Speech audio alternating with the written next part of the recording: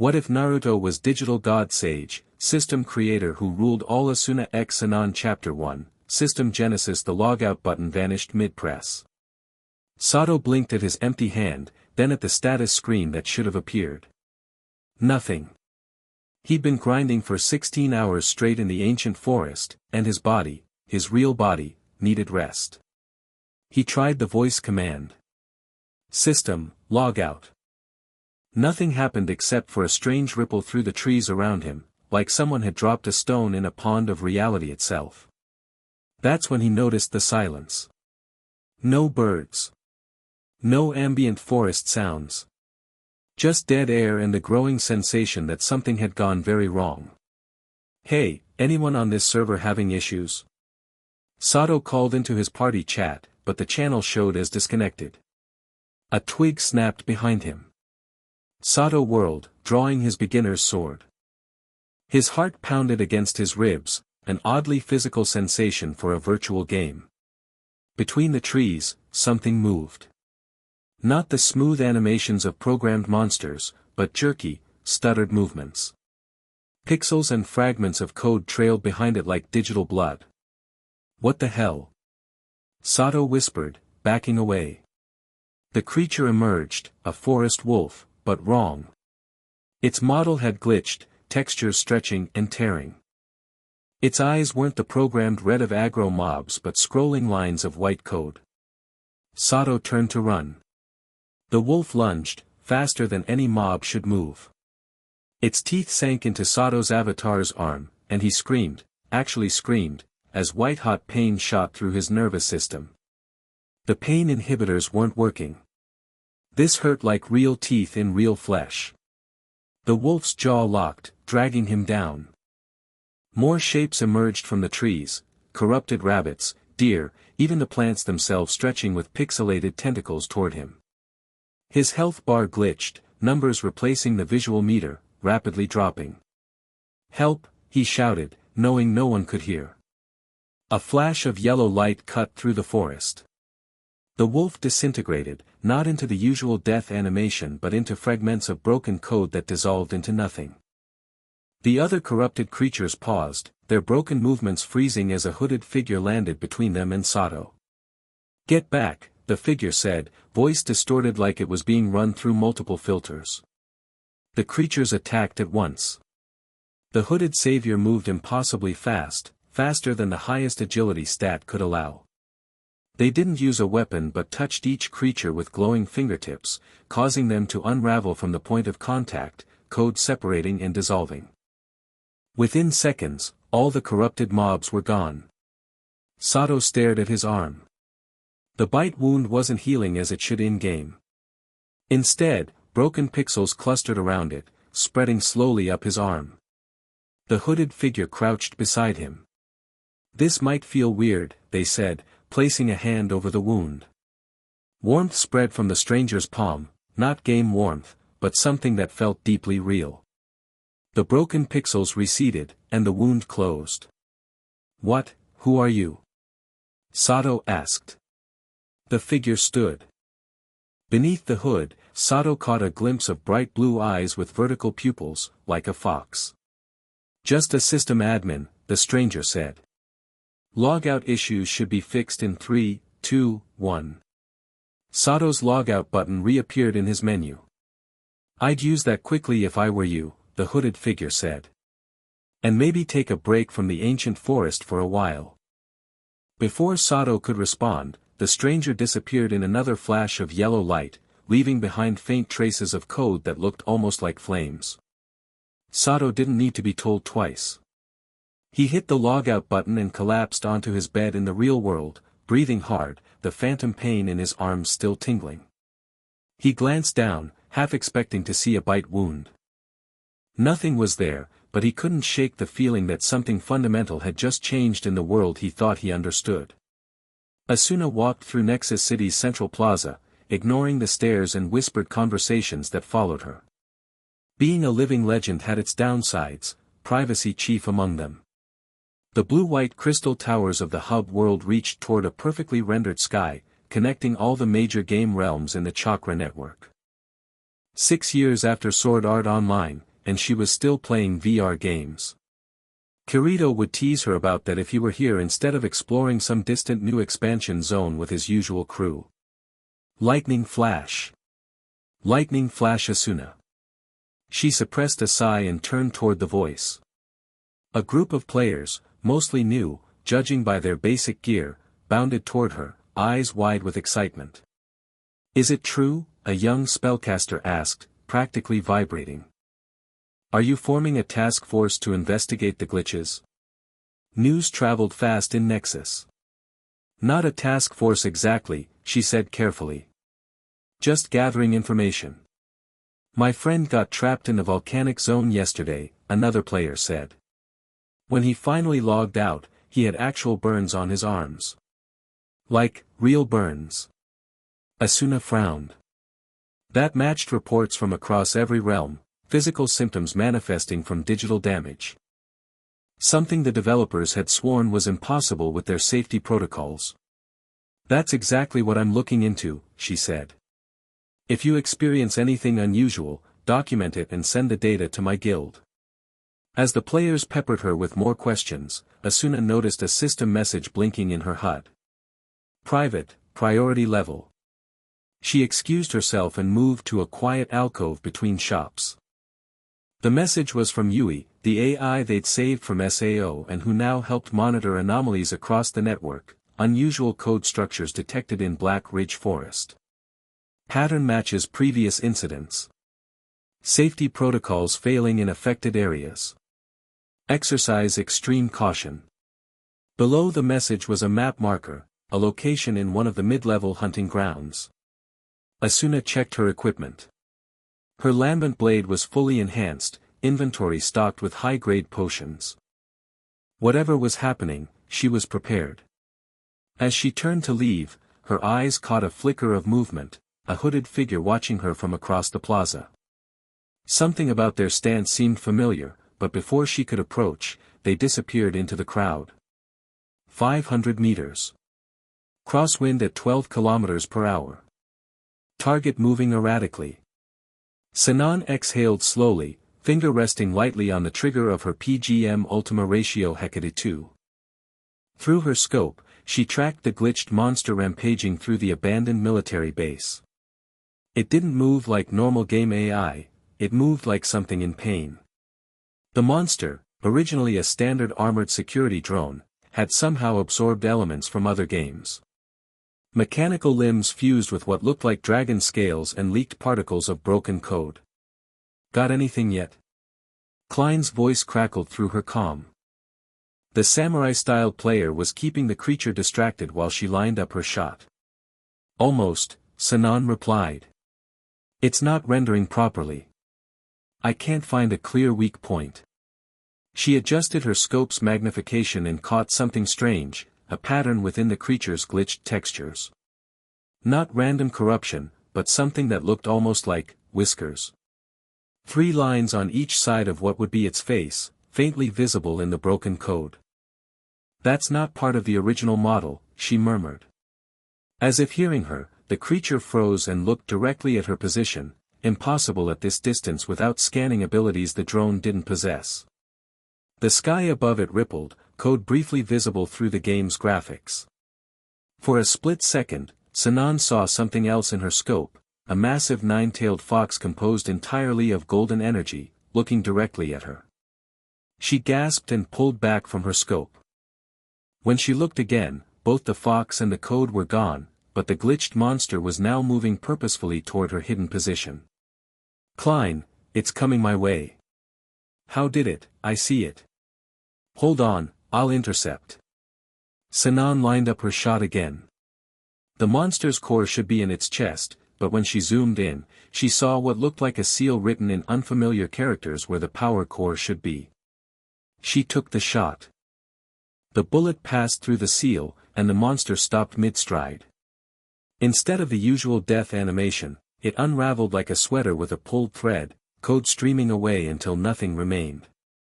A system notification appeared, unknown data signature collected. Analysis pending. Sinon lowered her rifle, frowning. That wasn't a normal game enemy. The comm crackled. Sinon, you seeing this? Klein asked, voice tense. She raised her scope again and panned across the landscape. The sky above the military base was tearing. Between the rips, she could see fragments of code, pulsing and shifting like they were alive. And within the code, unmistakable this time, a fox-like pattern formed briefly before dispersing. Yeah, she said quietly. I'm seeing it. Asuna moved carefully through Black Ridge Forest, sword at the ready. The usually crowded hunting ground was deserted, word of the glitches had spread quickly. Dead silence replaced the usual ambient forest sounds, not even the programmed rustle of leaves in the virtual breeze. Her footsteps made no sound on the forest floor. According to her map, she was approaching the anomaly Yui had flagged, yet nothing seemed visibly wrong except for the unnatural silence. The hairs on her neck stood up, another impossibility in a virtual world where physical sensations were carefully controlled. Something was watching her. I know you're there, she called out, dropping into her combat stance. Show yourself.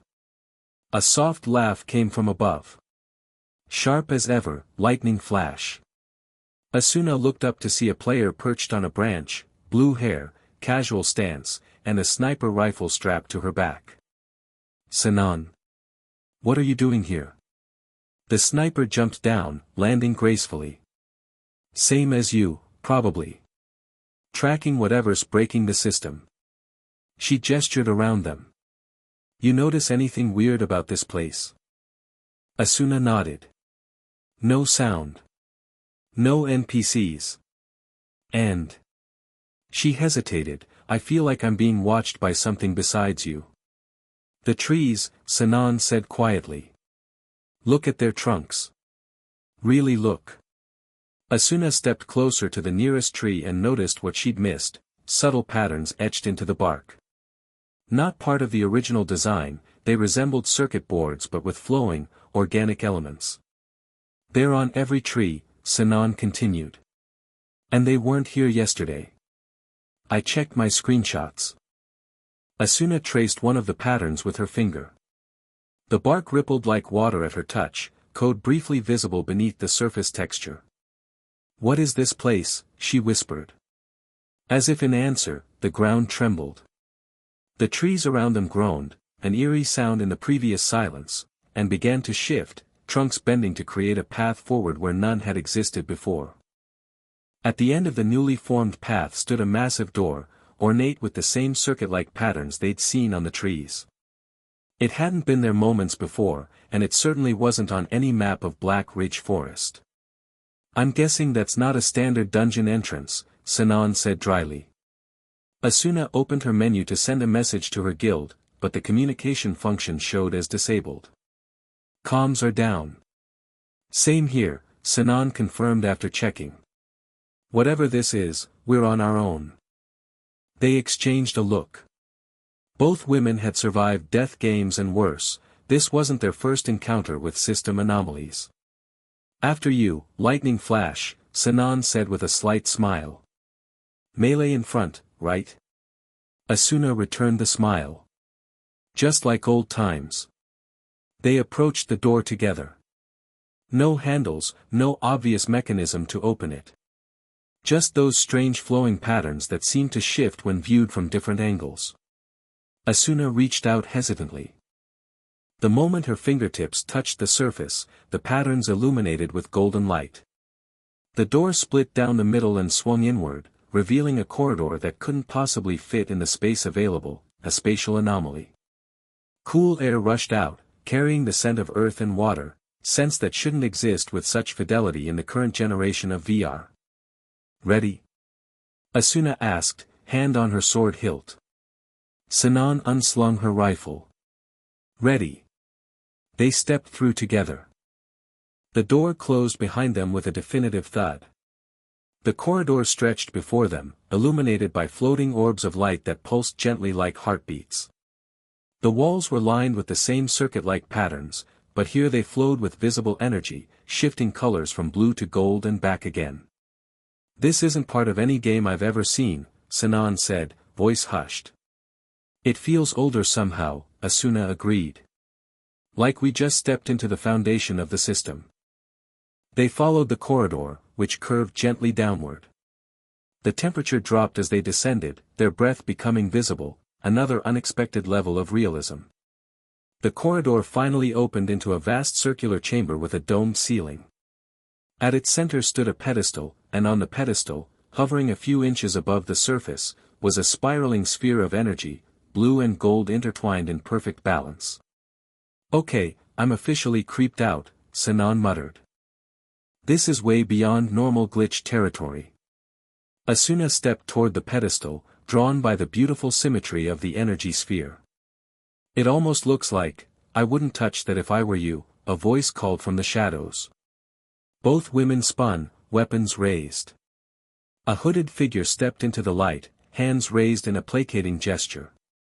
That's a system core fragment. Touch it wrong, and you could crash this entire realm. Who are you? Asuna demanded. Are you causing these glitches? The figure lowered his hood, revealing spiky blonde hair and startling blue eyes with vertical, fox-like pupils. His cheeks bore 3 whisker-like marks on each side. He looked human, but something about him felt fundamentally different from any player or NPC they'd encountered. Not causing, he said. Fixing. Or trying to, anyway. He gestured to the energy sphere. Someone's corrupting my network, and I need your help to stop them. Your network? Sinon's eyes narrowed suspiciously. You're claiming you own the entire chakra network? The man laughed, a surprisingly warm, genuine sound. Own it? I am it, in a way. He extended his hand, and the energy sphere floated toward him, rotating faster. My name is Naruto Uzumaki. And this world, all these connected worlds, they're built from my chakra. Chakra? Asuna repeated skeptically. That's just the in-game term for the system's energy. Where do you think they got the name? Naruto smiled, but the expression didn't reach his eyes. There was a weariness there, a depth that seemed at odds with his youthful appearance. Look, I get the skepticism. I'd be suspicious too. So let me show you. He raised his hand toward the domed ceiling. The circuit patterns flared to life, and suddenly the stone melted away, revealing the night sky. But not the programmed sky of Black Ridge Forest, this was something else entirely. Stars and nebulae swirled in impossible configurations, and flowing through it all were massive streams of blue-gold energy, connecting distant points of light.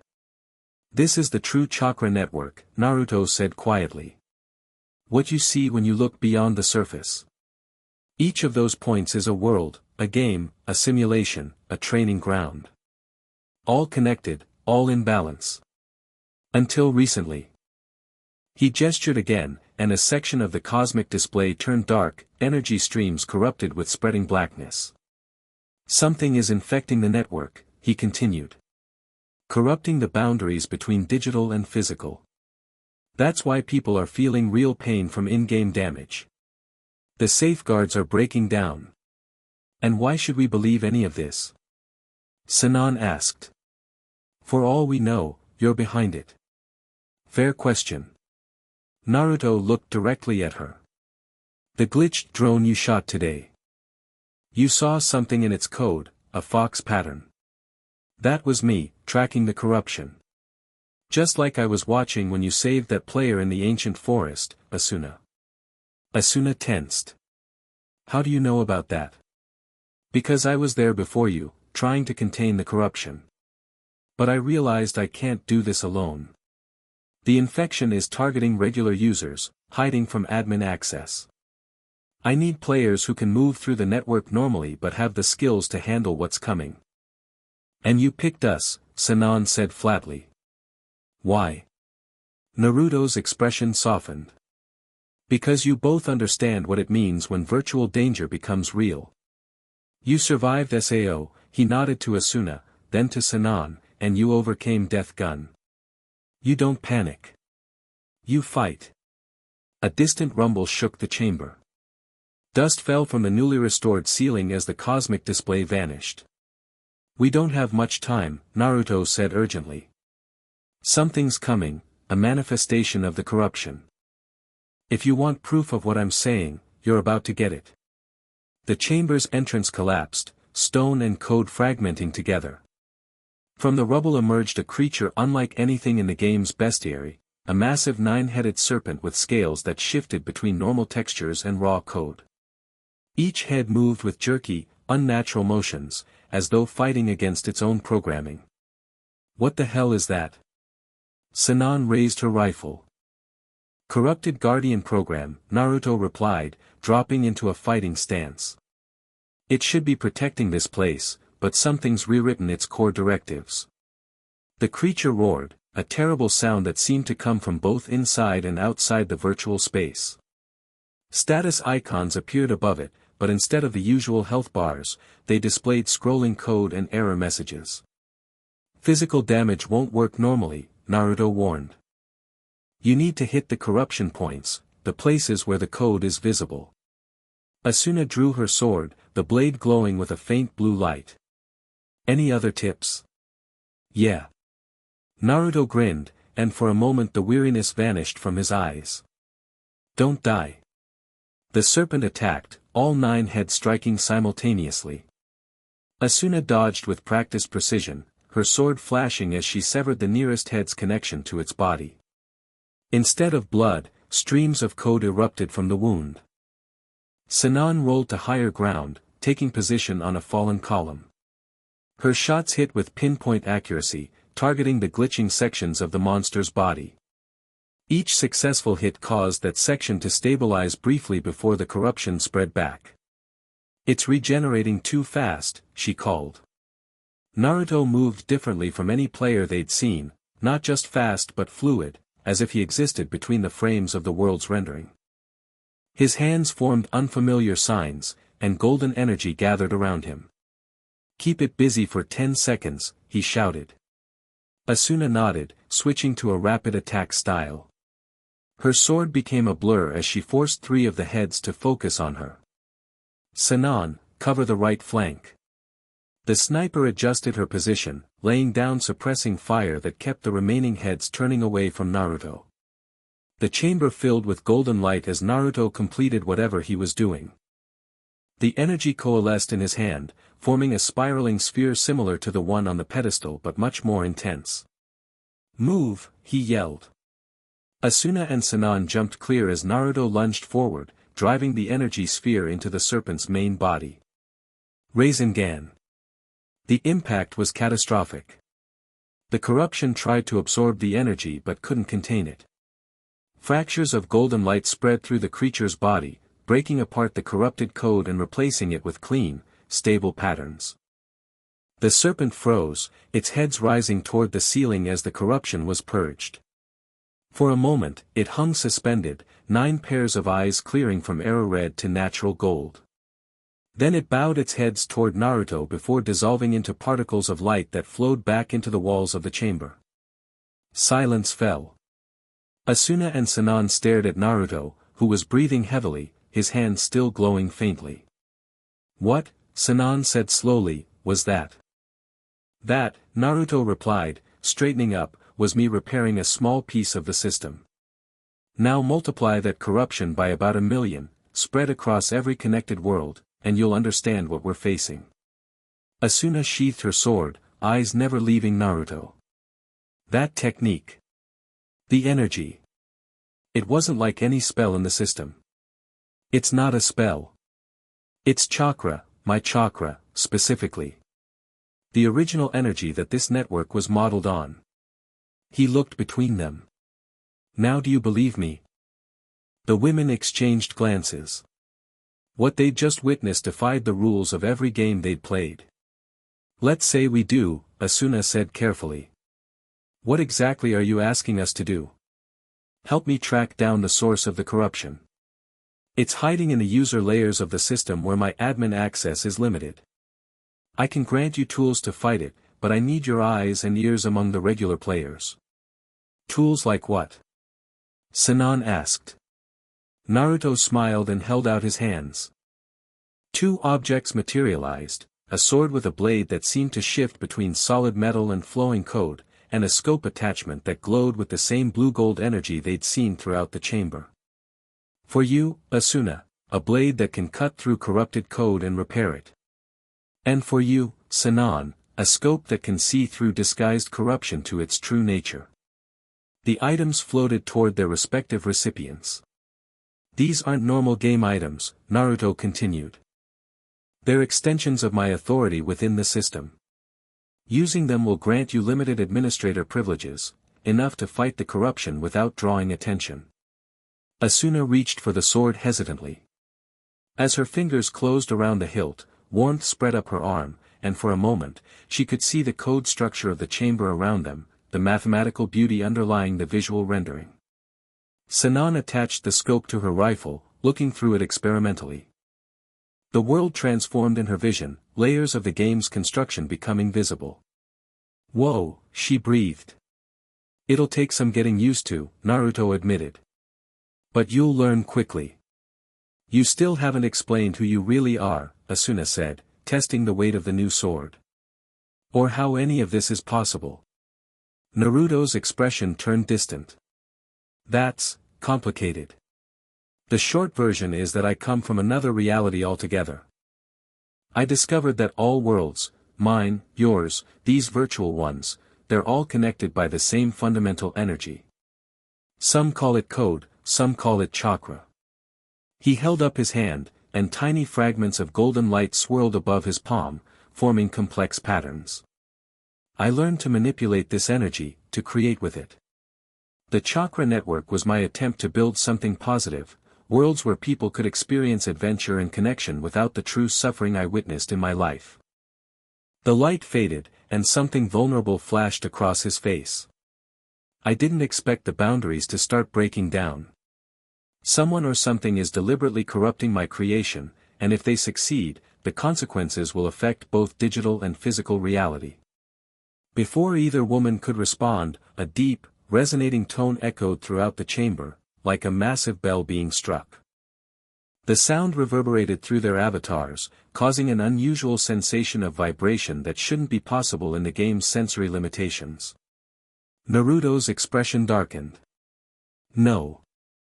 They couldn't have. The air shimmered, and a system announcement appeared, not in a normal notification window, but across reality itself, the text burning into the fabric of the virtual space. Integration protocol initiated. 7 days remaining. All around them, the chamber began to shift, stone melding with code as reality itself seemed to glitch.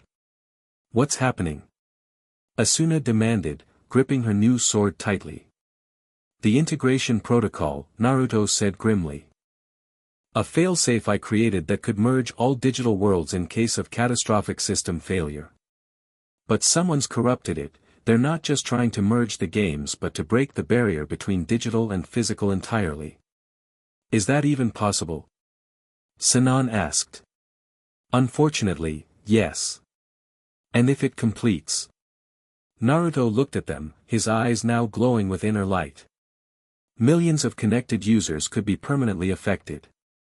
Digital dangers manifesting physically. Reality itself becoming mutable. The rumbling intensified. Cracks appeared in the walls, showing not stone behind them but raw code, pulsing with sickly energy. We need to move, Naruto urged. This place isn't stable anymore. Move where? Asuna asked. I have a safe zone, a fragment of the system isolated from the main network. We can regroup there and plan our next steps. He held out his hands to them. Do you trust me enough to follow? Another section of ceiling collapsed, corrupted code pouring in like toxic water. Asuna and Sinon exchanged one final glance before each taking one of Naruto's offered hands. We don't have much choice, do we? Sinon said. Naruto's grip tightened. You always have a choice. That's the whole point of what I built. Golden light engulfed them as the chamber collapsed entirely. The last thing they saw was the corrupted code forming a pattern, almost a face, before reality blinked out. The countdown had begun. Klein stared at his logout button in shock. For a terrifying 30 seconds, it had vanished completely, just like in SAO. Then it had reappeared, but something was different. The usual clean interface design now had faint circuit-like patterns around the edges, pulsing gently. All around him in the town square, players were panicking, some crying, others shouting at invisible GMs. The system-wide announcement still hung in the air: integration protocol initiated, 7 days remaining. What the hell is an integration protocol? He muttered, trying Sinon's contact again. Still nothing but static. His menu chimed with a message notification, not from Sinon, but from someone named System Fox. The message contained only map coordinates and 3 words: "It's beginning again." Klein swallowed hard, memories of being trapped in Aincrad flooding back. He looked around at the frightened players, many of whom had also survived that nightmare. With shaking hands, he opened the coordinate link. Whatever was happening, standing still wasn't an option. Not again. Across the chakra network, in millions of connected devices, the same message appeared. The same fear spread. And in the physical world, the first reports began of technological anomalies: smart devices acting without commands, medical implants delivering incorrect signals, autonomous systems making unexpected decisions. The boundary was already weakening. 7 days remained. Chapter 2, Code of Combat. The transition hit like a system crash, reality fragmenting, reassembling, then stabilizing. Asuna felt her avatar rematerialize in unfamiliar surroundings, her hand still gripping Naruto's. "Everyone good?" Naruto asked, releasing their hands and glancing between them. Sinon staggered slightly, steadying herself against a nearby wall. Define good. They stood in a circular room unlike any game environment Asuna recognized. No polygons or standard textures, the walls rippled with living code, symbols flowing like water over every surface. A massive window dominated one wall, showing not a landscape but a view of interconnected light streams, the same cosmic network Naruto had shown them briefly in the chamber. "Welcome to the Nexus Sanctuary," Naruto said, gesturing around them. The only truly secure space left in the system. Asuna approached the window, pressing her palm against its cool surface. From here, she could see the corruption spreading through the network, dark patches consuming the light streams like ink in water. "Those are all game worlds?" she asked. Naruto nodded, joining her at the window. "Every connected realm in the chakra network. The darkness is the corruption, spreading faster since the integration protocol activated." He pointed to a particularly large cluster of darkness. "That's the Gun Gale online server farm. And over there," he indicated a brighter section, "that's ALO. How long before the corruption reaches them?" Sinon asked, her sniper's eyes tracking the spread patterns. "At current rates? 3 days for total saturation. But the effects will worsen before then." Naruto's expression darkened. "The 7-day countdown isn't when corruption completes, it's when the barriers between digital and physical collapse entirely." Asuna turned from the window. "You keep talking about barriers breaking down, but what does that actually mean? VR is advanced, but it's still just data and sensory feedback." Naruto ran a hand through his spiky blonde hair, considering his words carefully. "What if I told you the distinction isn't as clear as you think? That reality itself, both physical and digital, is built on the same fundamental patterns?" "I'd say that sounds like philosophy, not computer science," Sinon replied dryly. "It's both." Naruto smiled slightly. "Look, in my world, we learned that what we call chakra is the energy that connects all living things. When I discovered how to see its true nature, I realized it's essentially a code, a programming language written into existence itself." He held out his hand, and golden energy swirled above his palm, forming complex, shifting patterns. "Your world developed computers, digital networks, virtual reality. My world developed chakra manipulation, jutsu, sage techniques. Different paths to the same understanding, that reality is information given form. And the chakra network? Asuna asked. My attempt to build a bridge between our understandings. A system that uses the true principles of chakra expressed through your world's technology. His eyes met hers. But someone else has discovered the connection and is trying to erase the boundaries completely. Before either woman could respond, an alarm sounded, a deep, resonant tone that seemed to vibrate through the code walls themselves. A portion of the window flashed red, zooming in on a section of the network. Breach in progress, Naruto muttered, rushing to what appeared to be a control panel composed entirely of flowing symbols. His fingers danced through the interface, leaving trails of golden light. Major corruption spike in Skyshard City, that's the central hub connecting all the fantasy realms. Sinon joined him at the panel, peering through her enhanced scope. I see it. The corruption's different here, moving with purpose, not just spreading randomly. Because it's not random, Naruto confirmed grimly. Someone's directing it, using the integration protocol to accelerate the process. Asuna gripped her new sword hilt. Then we go to Skyshard and stop them. Not yet. Naruto turned to face them both. You're not ready to face this level of corruption. Those weapons I gave you are powerful, but without understanding how to properly channel chakra through them, you'll be overwhelmed. We don't have time for a training montage, Sinon pointed out. That countdown is still ticking. Naruto grinned suddenly, a flash of boyish enthusiasm breaking through his serious demeanor. Who said anything about taking time? We're in a system I control. Time flows differently here. He clapped his hands together, and the room expanded, code walls pulling outward to create a massive training space. The floor shifted, forming a perfect circle marked with intricate symbols. In here, we can compress experience. What feels like days will pass as minutes in the outside system. Asuna exchanged skeptical glances with Sinon. Is that even possible? SAO lasted 2 years in-game, Naruto reminded her. But less time passed in the physical world. The principle is similar, just more intentional. He walked to the center of the circle, motioning for them to join him. First lesson of chakra, it's not just energy, it's your energy. An extension of will, intent, and spirit. The weapons I gave you can channel my chakra, but they'll work better if you learn to add your own. Asuna looked down at her sword, the blade still shifting between solid metal and flowing code. I thought chakra was just the game term for MP. A simplified version, yes. But real chakra is the combination of physical and spiritual energy. Naruto positioned himself behind them. Close your eyes. Feel the connection between your consciousness and your avatar. Reluctantly, both women complied.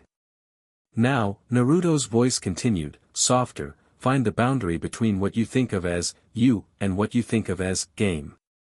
That thin interface where your thoughts become actions here. Asuna concentrated. Years of VR-MMO experience had made the connection between thought and avatar action automatic, unconscious. Now she deliberately traced that pathway, focusing on the moment her intention became digital movement. Got it, she murmured. Good. That boundary, that's where chakra forms.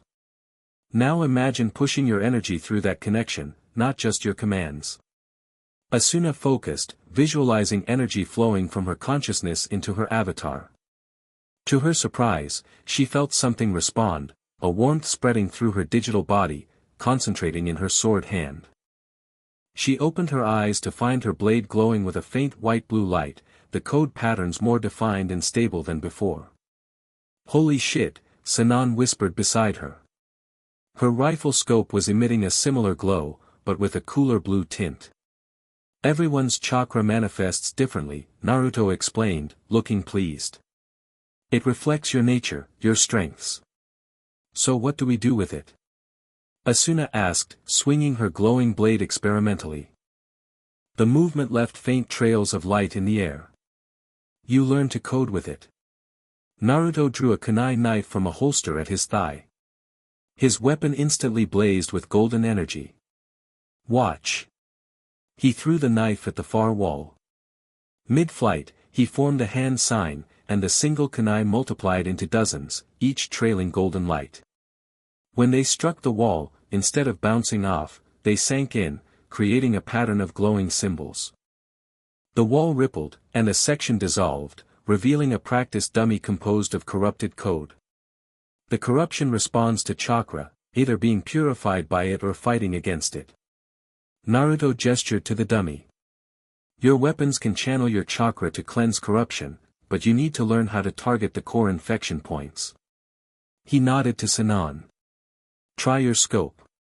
Look for the densest concentration of corruption. Sinon raised her rifle, peering through the enhanced scope. I see it, there's a cluster in the center.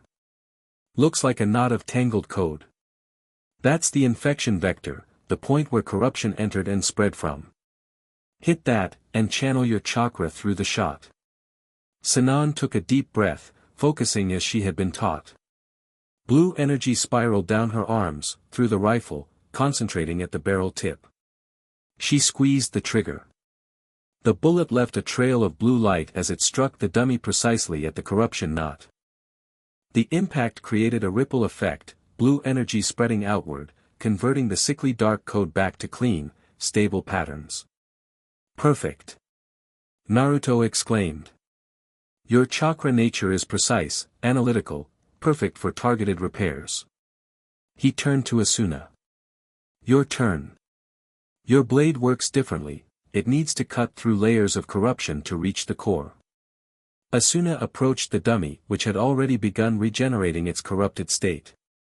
She raised her sword, channeling the warm energy she now recognized as her chakra. The blade's edge sharpened visibly, code patterns aligning into a perfect cutting surface. She struck with a classic sword skill motion, a diagonal slash followed by a thrust. Her blade cut through the dummy's outer layer, revealing the corruption patterns beneath.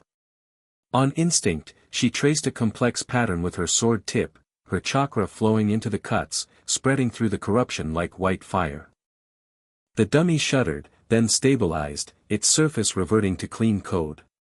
You have amazing chakra control, Naruto observed, sounding impressed.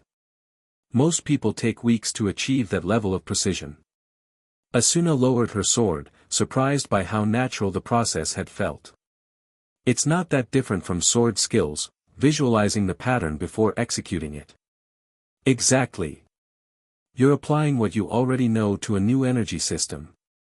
Naruto created 2 more corruption dummies.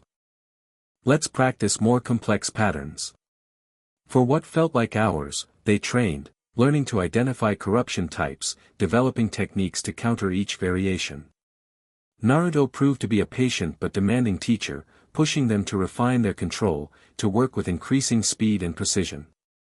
As they trained, Asuna noticed something peculiar. Naruto occasionally winced or faltered, especially when demonstrating more powerful techniques. Once, when generating a particularly large chakra construct, golden light flickered around him like a failing shield. During a break, while Sinon practiced long-range purification shots, Asuna approached him. You're connected to the corruption somehow, aren't you? She asked quietly. It's affecting you directly. Naruto looked surprised, then gave a rueful smile. Nothing gets past you. Yeah, there's a connection. The chakra network is built from my energy, a part of me exists in every segment of it. When corruption spreads, it's like an infection in your body, Asuna finished, understanding dawning. That's why you need our help. You can't fight something that's inside you without causing self-damage. He nodded. The corruption is targeting my connection points specifically. I can purge small amounts, but widespread cleansing would be like performing surgery on myself while conscious. Why us, specifically? There are stronger players in the system. Naruto's expression softened.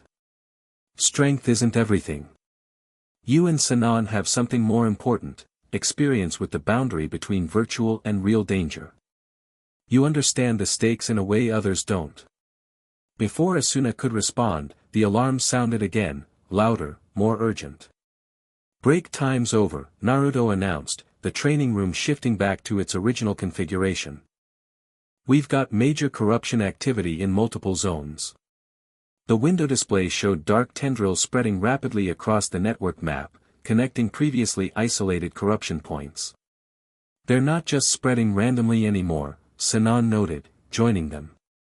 The pattern looks deliberate, like they're forming a web. Or a trap, Naruto muttered. They're trying to isolate sections of the network. His fingers flew over the control interface. I'm seeing massive player displacement, people being forcibly teleported between realms as the barriers between game worlds start breaking down. Can you stop it? Asuna asked. Not directly. But we can stabilize the major connection nodes.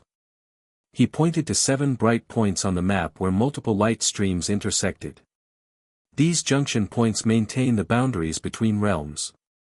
If we can secure them, we can slow the integration protocol significantly. And if we don't? Sinon asked. Then the barriers between game worlds collapse completely within 48 hours, causing chaos across the entire network and accelerating physical-digital degradation. Naruto traced a path on the map.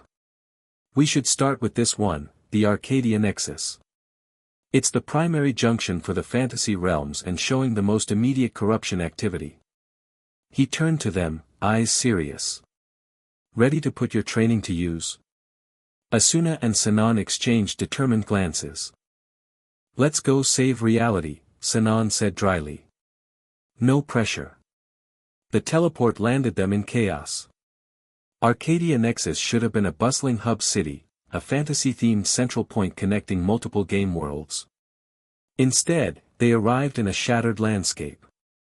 Buildings flickered between their proper rendered state and wireframe skeletons overlaid with corrupted code. NPCs moved in jerky, broken patterns, some frozen mid-animation, others glitching through physical objects. Most disturbing were the players, hundreds of confused, frightened users gathered in the central plaza. Many wore gear from completely different games, sci-fi soldiers standing beside medieval knights, futuristic mecha pilots next to fantasy mages. The realm barriers are already breaking down, Naruto muttered, pulling his hood lower to conceal his distinctive features. Players are being randomly teleported across game boundaries. Can they log out? Asuna asked, watching a group of children in starter gear huddled together fearfully. Some can, some can't. The corruption is attacking the logout protocols unevenly. Naruto nodded toward the massive tree at the center of the plaza, a landmark normally glowing with gentle blue light, now pulsing with sickly dark energy. That's our target. The junction node is inside the world tree. Sinon scanned the area through her scope. I'm seeing organized activity near the tree base. Not corruption, players. They're doing something to the trunk. Asuna followed her gaze. A group of players in matching black gear worked methodically at the base of the tree, placing objects that pulsed with the same dark energy infecting the tree itself. They're spreading the corruption manually, Naruto growled. Someone's recruited players to help them. Why would anyone do that? Asuna asked. Don't they realize what's happening? Maybe they don't know the full consequences. Or maybe, Naruto broke off as one of the black-clad players looked in their direction, revealing a distinctive emblem on their shoulder, a shattered world with binary code flowing through the cracks. Reality breakers, Naruto whispered. I should have known. You know them? Sinon asked, keeping her scope trained on the group. A hacker collective that emerged about a year ago. They believe the boundary between physical and digital reality is artificial, a constraint imposed by corporations and governments. Their manifesto talks about liberating consciousness from physical limitations. So they want to break down the barriers on purpose, Asuna concluded grimly. Not realizing they could destroy both realities in the process. Or not caring, Sinon added. Extremists rarely worry about collateral damage. Naruto's expression hardened. We need to stop them before they complete whatever they're doing to the junction node. Direct approach is too risky with that many operatives. He assessed the plaza, eyes tracking movement patterns. There, the maintenance access on the west side. It'll lead us inside the tree. Sinon, can you provide a distraction? The sniper nodded, already moving to a higher position atop a nearby building. Give me 30 seconds to get in position. Asuna and Naruto made their way along the plaza's edge, keeping to the shadows as they circled toward the maintenance access. The frightened crowd provided good cover, but they had to move carefully to avoid drawing attention from the reality breakers. In position, Sinon's voice came through their party chat. Ready on your mark. Do it, Naruto confirmed. A series of precision shots hit the plaza stones near the reality breakers, each impact releasing a burst of blue chakra that disrupted the corruption they were placing. The hackers scattered for cover, shouting in confusion as they tried to locate the source. Now! Naruto grabbed Asuna's arm, and they sprinted for the maintenance access, a small door built into the massive tree trunk, practically invisible unless you knew to look for it. Naruto pressed his palm against the door, golden chakra flowing into the wood. The door recognized his energy signature and swung inward, revealing a spiraling staircase leading up into the tree's heart. Sinon, disengage and rendezvous inside, he ordered through the chat. On my way. They've called for backup, at least 20 more breakers teleporting in. Naruto cursed under his breath. They're more organized than I thought. Come on. They climbed the stairs rapidly, emerging into a vast internal chamber. The entire inside of the world tree was hollow, its walls lined with glowing circuitry that pulsed with a mix of healthy blue and corrupted black energy. At the center floated a massive crystalline structure, a complex geometric shape constantly rotating and shifting. The junction node, Naruto explained, approaching it cautiously. It maintains the boundaries between connected realms and regulates data flow between them. Asuna stared at the beautiful, complex crystal. It's infected. She pointed to dark veins spreading through the structure, pulsing in time with the corruption on the walls. Not completely, not yet. Naruto placed his hand against the crystal, golden energy flowing from his palm into the structure. The darkness receded slightly, then pushed back against his efforts. He grimaced in pain. It's fighting me. The maintenance door burst open behind them, and Sinon rushed in, sealing it behind her. We've got problems. The breakers have surrounded the tree. They know we're here. We need to purify this node before they break through, Naruto said, still struggling against the corruption. Sweat beaded on his forehead from the effort. I can't do it alone, the connection is too corrupted. I need you both to channel your chakra alongside mine. Asuna and Sinon moved to join him, placing their hands on the crystal beside his. Following his earlier teaching, Asuna focused on the boundary between herself and her avatar, pushing her energy through that connection. Her white-blue chakra flowed from her palms, meeting Naruto's gold and Sinon's cool blue. The three energies swirled together, creating a spiraling pattern that pushed against the darkness within the crystal. Gradually, the corruption receded, the dark veins shrinking as clean energy replaced them. It's working, Sinon said, voice strained with effort. A violent tremor shook the tree. Below them, sounds of fighting erupted. They're breaking in, Asuna warned, maintaining her focus on the purification. Almost there, Naruto urged. The node's nearly clean. The crystal pulsed brightly, the last traces of corruption fading as their combined chakra purged the infection. As the final darkness vanished, a wave of energy rippled outward from the node, washing over the entire chamber and beyond.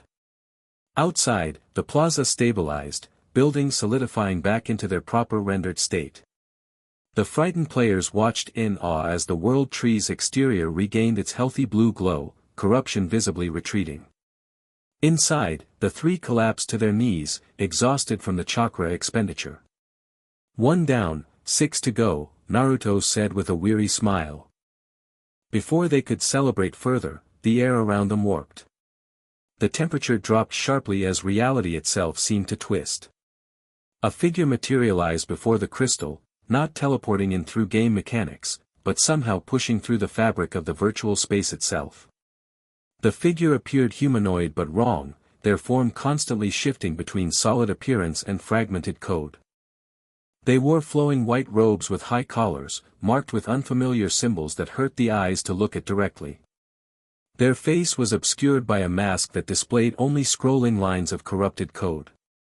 So, the figure said, voice distorted and layered like multiple people speaking simultaneously. The fox emerges from his den. Naruto stepped forward, positioning himself between the figure and the women. Cypher. I should have known it was you. The figure, Cypher, tilted their head at an unnatural angle. You've been hiding from me, Naruto Uzumaki.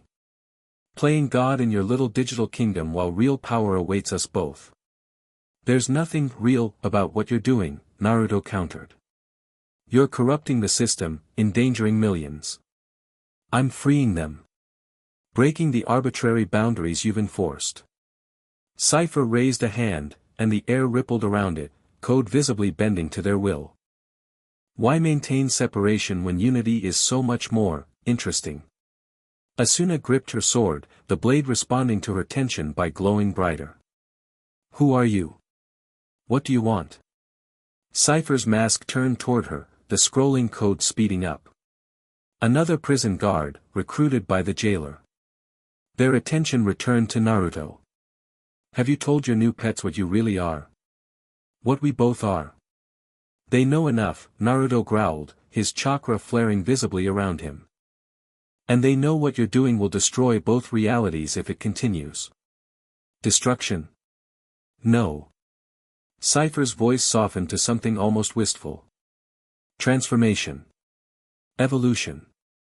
The next natural step for both our kinds. Sinon had silently moved to a better position, her rifle trained on Cypher. Pretty words for what looks like chaos from here. Chaos precedes creation. Your limited perspectives cannot grasp the beauty of what's coming. Cypher's form flickered, briefly revealing something beneath the humanoid appearance, something with pale skin, horns, and ringed eyes that glowed with power. The integration protocol was always meant for this, Naruto. You just lacked the vision to use it properly. The protocol was a failsafe, not a weapon, Naruto shot back. You corrupted its purpose, just like you're corrupting everything else. Enough talk. Cypher's hands moved in a pattern reminiscent of Naruto's earlier jutsu signs. Your purification efforts are impressive but futile. For every node you cleanse, I've corrupted 3 more. The countdown continues regardless. Dark energy gathered around Cypher, and the room's temperature dropped further. Ice crystals formed on the walls as reality itself seemed to groan under pressure. You should have stayed hidden, Fox. Now I'll have to accelerate my timeline.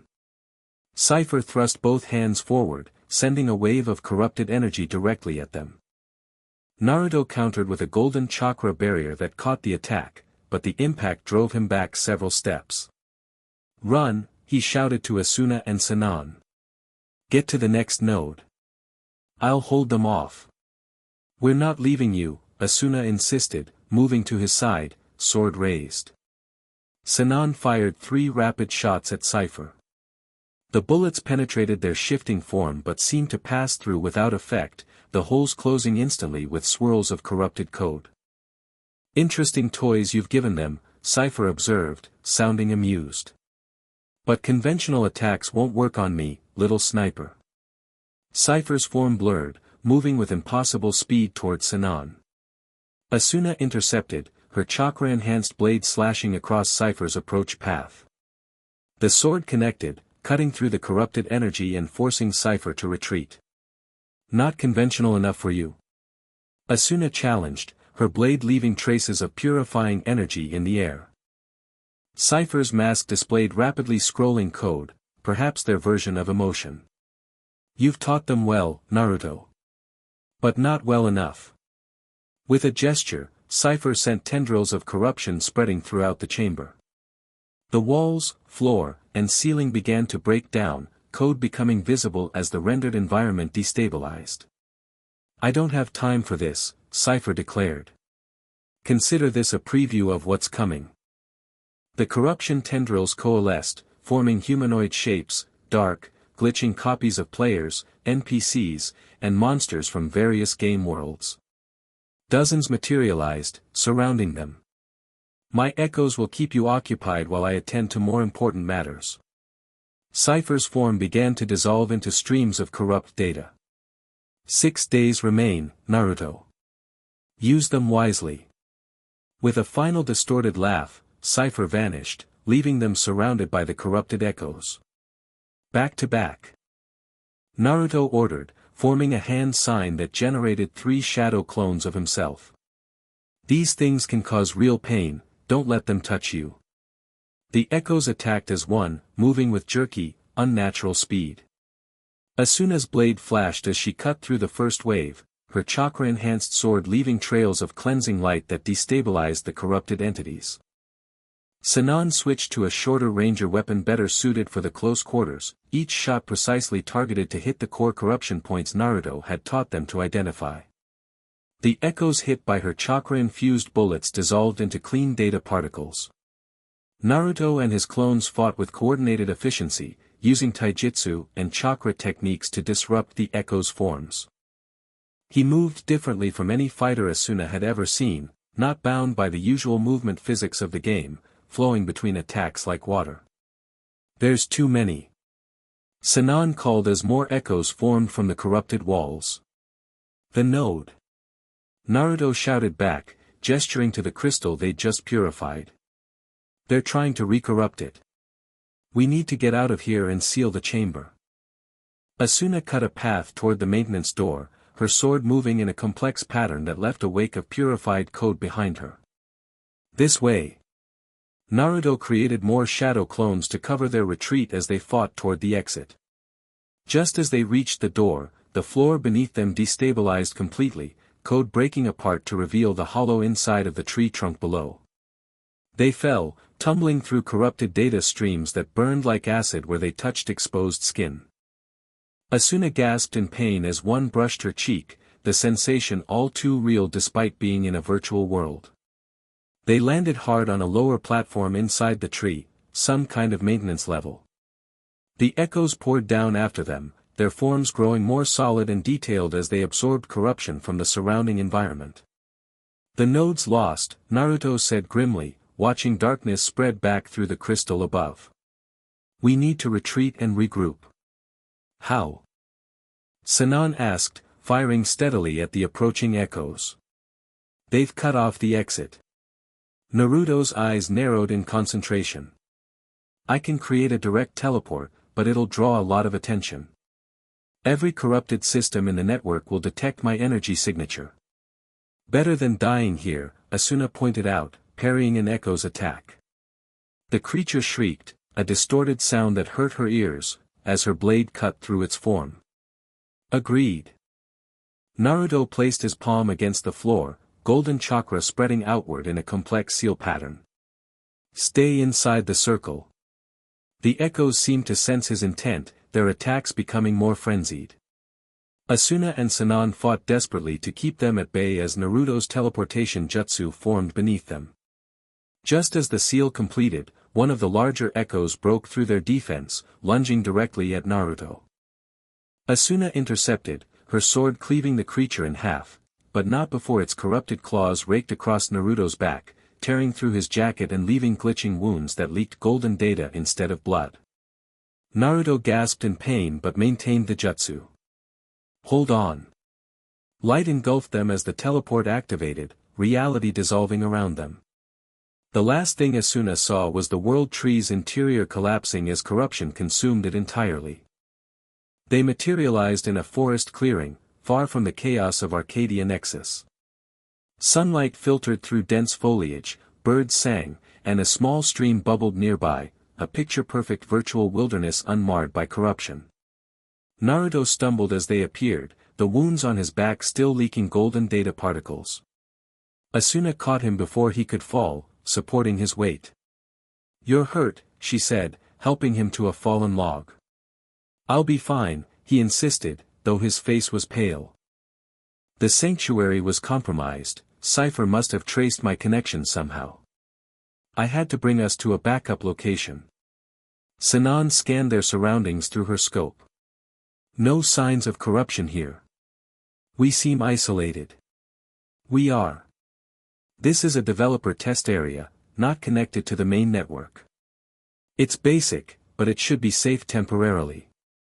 Naruto winced as he tried to check his wounds. Asuna moved behind him, examining the damage.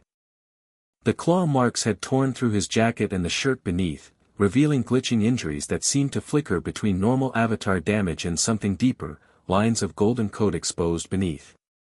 These don't look like regular damage effects, she observed, unsettled by how the edges of the wound seemed to struggle between healing and corrupting.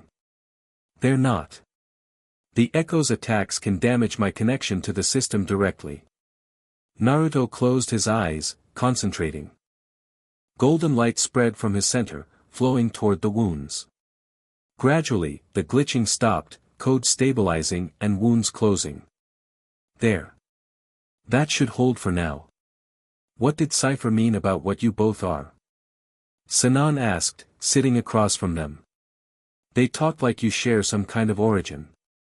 Naruto was silent for a moment, staring into the distance. When he finally spoke, his voice was quieter than before. In my world, I'm not the only one who discovered the true nature of chakra. There's a clan, the Otsutsuki, who've known for centuries.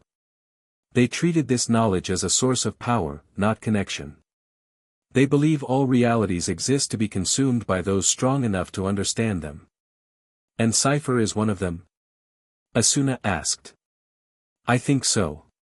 The mask obscures their identity, but those techniques, they're Otsutsuki in origin, but corrupted somehow. Naruto's expression darkened. What's worse, they've clearly found a way to enter the network directly, not just control it from outside. Like you do, Sinon observed. Naruto nodded. Which means they've achieved at least partial ascension to digital sage status.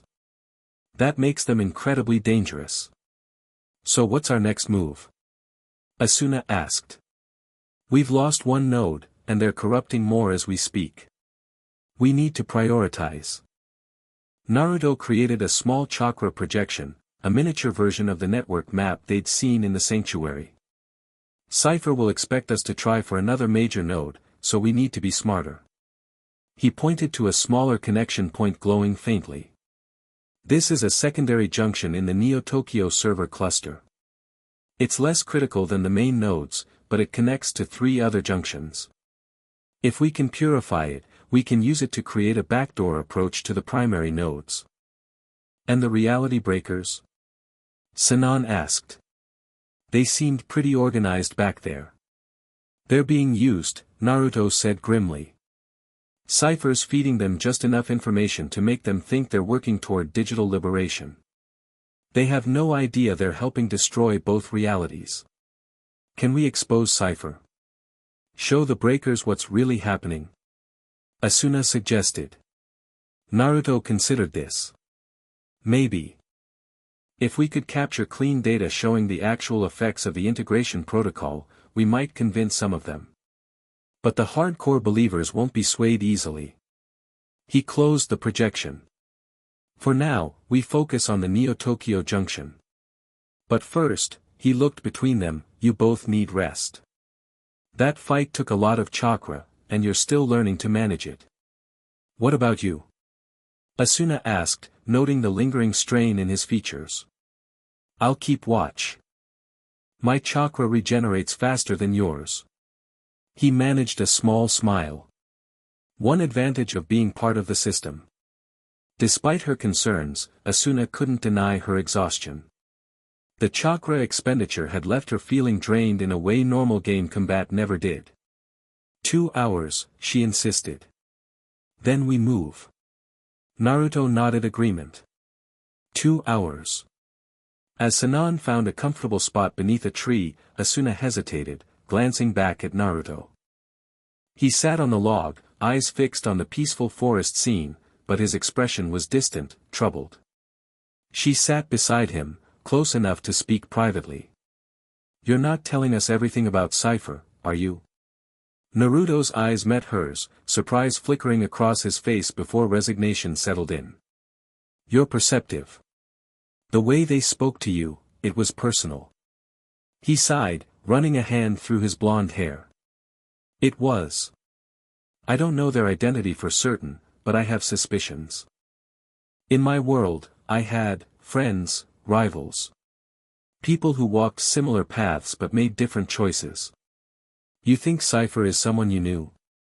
It's possible. The techniques they used. He trailed off, then shook his head. It doesn't matter who they were. What matters is stopping them now. Asuna studied him, the weariness in his eyes, the tension in his shoulders. Despite his incredible powers, in that moment he looked surprisingly human. Get some rest too, she said gently. You can't fight corruption if you're running on empty.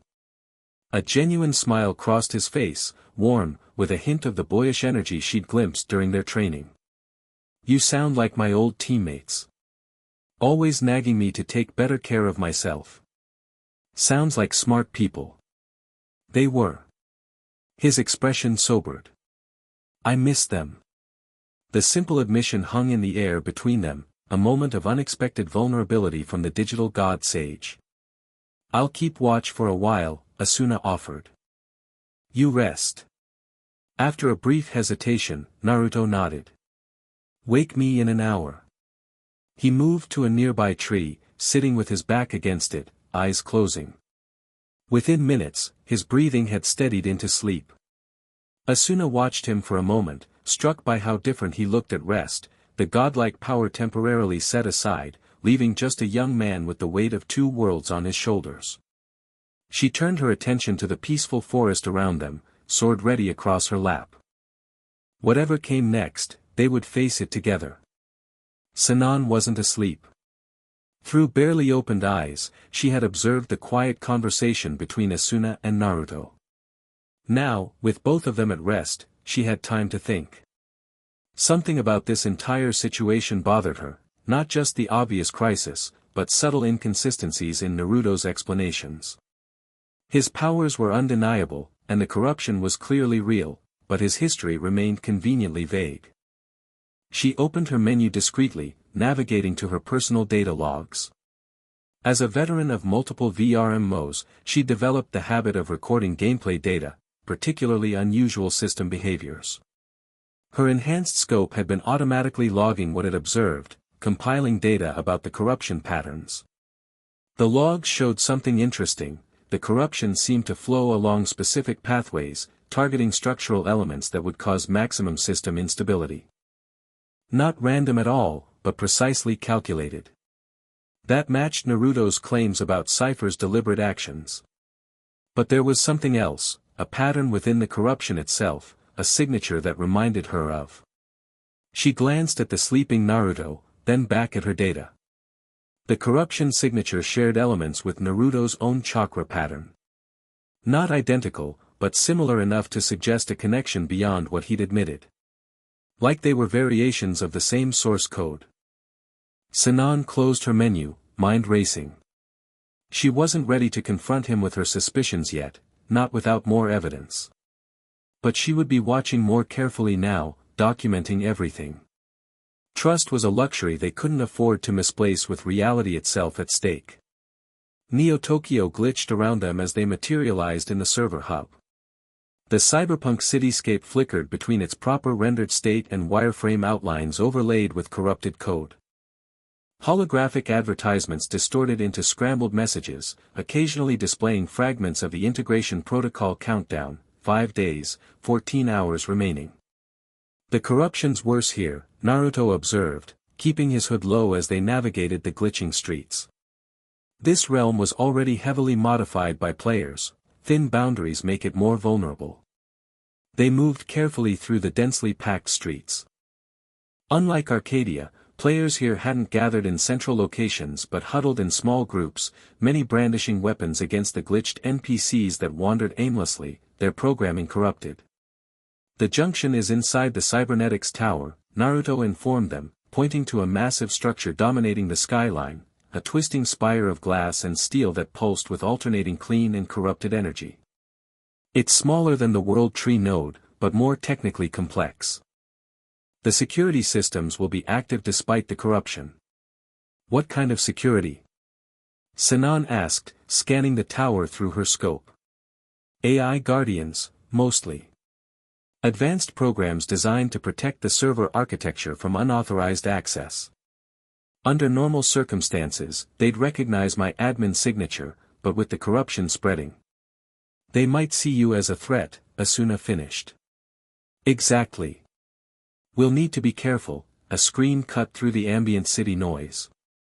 Nearby, a group of players backed against a wall as corrupted security drones surrounded them, humanoid robots whose forms glitched between normal rendering and nightmare configurations of exposed code and twisted metal.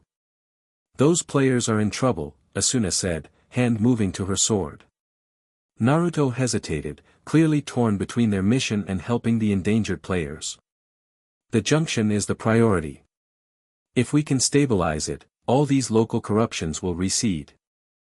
Another scream as one of the drones grabbed a player, its touch causing visible pain as corruption spread from the contact point. I can't just watch, Asuna declared, drawing her sword. Sinon unslung her rifle. Me neither. Naruto sighed, but a small smile played at his lips. This is why I chose you too. He created a shadow clone beside him. My clone will continue reconnaissance on the tower. We'll help these players, then regroup. They moved quickly, cutting through side alleys to approach the confrontation from multiple angles. Asuna took the direct route, her chakra-enhanced blade glowing as she charged the nearest drone. Her sword cut clean through its corrupted form, the purifying energy in her blade converting its broken code back to stable data. The drone collapsed, its threatening posture relaxing as its programming normalized. Sinon's shots picked off two more drones with precision, each bullet carrying enough concentrated chakra to purify the corruption without destroying the underlying programs. Naruto moved differently. Instead of attacking the drones directly, he created a perimeter of chakra seals around the trapped players, establishing a barrier that the corruption couldn't penetrate. Get inside the circle, he called to the frightened group. It's a safe zone. The players scrambled into the protected area as Asuna and Sinon continued dismantling the drone patrol. Within minutes, the immediate threat was neutralized, corrupted security returned to normal functioning or disabled entirely. Thank you, one of the rescued players said, a young woman in high-level cyber ninja gear. Those things have been hunting player groups since the glitches started. Logout is intermittent, we're trapped most of the time. What's your name? Asuna asked. Ray.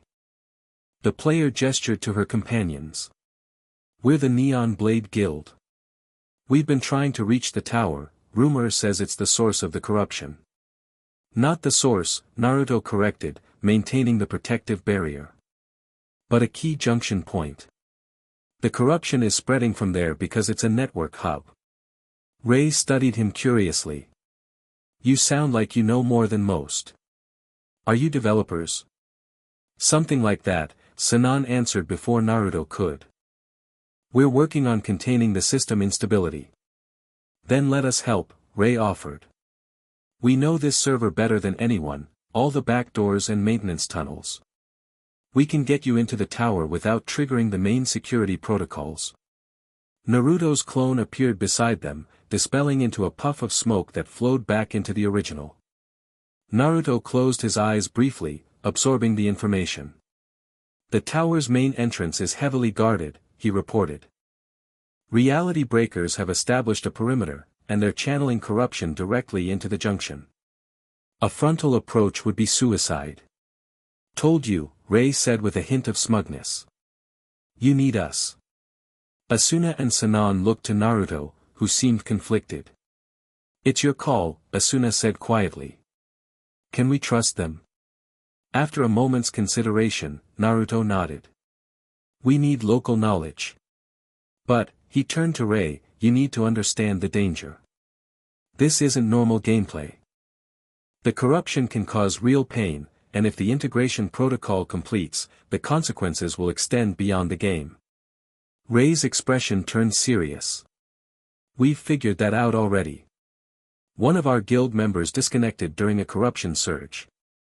He's in the hospital, physical seizures triggered by digital damage. Her eyes hardened. We're not treating this as a game anymore. Alright, Naruto decided. Show us your route into the tower. Rei grinned, pulling up a detailed map of the area. Hope you're not afraid of sewers. The maintenance tunnels beneath Neo-Tokyo were a labyrinth of narrow passages, dimly lit by emergency lighting that flickered with each surge of corruption through the system. What should have been virtual water flowing through the sewer tunnels was instead fragmented code, strings of broken data that splashed like liquid but occasionally reconstructed into glitching objects from across the network. Watch your step, Rei warned, leading them along a precarious catwalk. The corruption's thinner down here, but more unpredictable. Sometimes the floor just stops existing for a few seconds. As if on cue, a section of catwalk ahead of them destabilized, its rendered structure dissolving into wireframe before vanishing entirely. The gap regenerated moments later, solid again as though nothing had happened. See what I mean? Rei shook her head. The whole server's coming apart at the seams. The integration protocol is accelerating, Naruto explained, studying the corruption patterns flowing through the tunnels. It's breaking down the fundamental rules that keep each virtual world stable and separate. Can it be stopped? Asked one of Rei's guildmates, a tall player with a cybernetic arm that occasionally glitched, revealing the real player's motion-captured movements beneath the avatar rendering. Yes, Naruto said firmly. If we can purify the junction points and identify the protocol's main access vector, I can rewrite the activation sequence. They continued through the tunnels, encountering occasional corrupted maintenance programs that Asuna and Sinon dispatched efficiently, their chakra-enhanced weapons making quick work of the relatively minor threats. You three fight differently, Rei observed after watching Asuna purify a corrupted drone with a precise sword technique. Those aren't standard combat animations or skills. Special developer tools, Sinon replied smoothly. Designed specifically to counter the corruption. Rei looked skeptical but didn't press further. We're almost there. The access shaft ahead leads directly to the tower's lower maintenance level. From there, it's 4 floors up to the server junction. The shaft was a vertical tunnel stretching upward into darkness, with maintenance rungs embedded in the wall. As they began to climb, Naruto paused, placing his palm against the wall. His eyes closed in concentration. What is it? Asuna asked quietly. I'm sensing the junction's condition. His expression grew troubled. It's worse than I thought. The corruption's nearly complete. We don't have much time. They climbed in tense silence, emerging finally into the tower's maintenance level, a sprawling space filled with server banks and technical equipment, much of it glitching between normal operation and corrupted states. The security systems are in flux, Rei reported, checking a terminal. Cycling between active and dormant as the corruption spreads. We have maybe 5-minute windows between active phases. Naruto nodded. Then we move quickly during the dormant periods. The junction is 4 floors up, in the central server room. They navigated through the maintenance level, taking cover whenever security systems briefly activated. The tower's internal structure was deteriorating visibly, walls occasionally becoming transparent, revealing the code structure beneath, floors developing temporary holes that showed other levels of the building as reality glitched. This whole place feels like it's about to collapse, Sinon muttered, steadying herself as the floor beneath her briefly destabilized. In a way, it is, Naruto confirmed. The corruption's eating away at the structural code. If the junction falls completely, this entire realm will destabilize and merge with adjacent servers. They reached a security door leading to the central stairwell. Unlike the other doors they'd passed, this one remained solid, its control panel glowing with clean, uncorrupted energy. That's odd, Rei said, examining the panel. This section's completely stable while everything around it is glitching. Naruto's eyes narrowed suspiciously. Too stable. It's been isolated from the system deliberately. He placed his hand on the door, golden chakra flowing from his palm. Instead of responding normally, the door absorbed his energy without effect. It's a trap, he said grimly, stepping back. The reality breakers have modified this section to capture admin access attempts. So we can't go this way? Asuna asked. Not directly.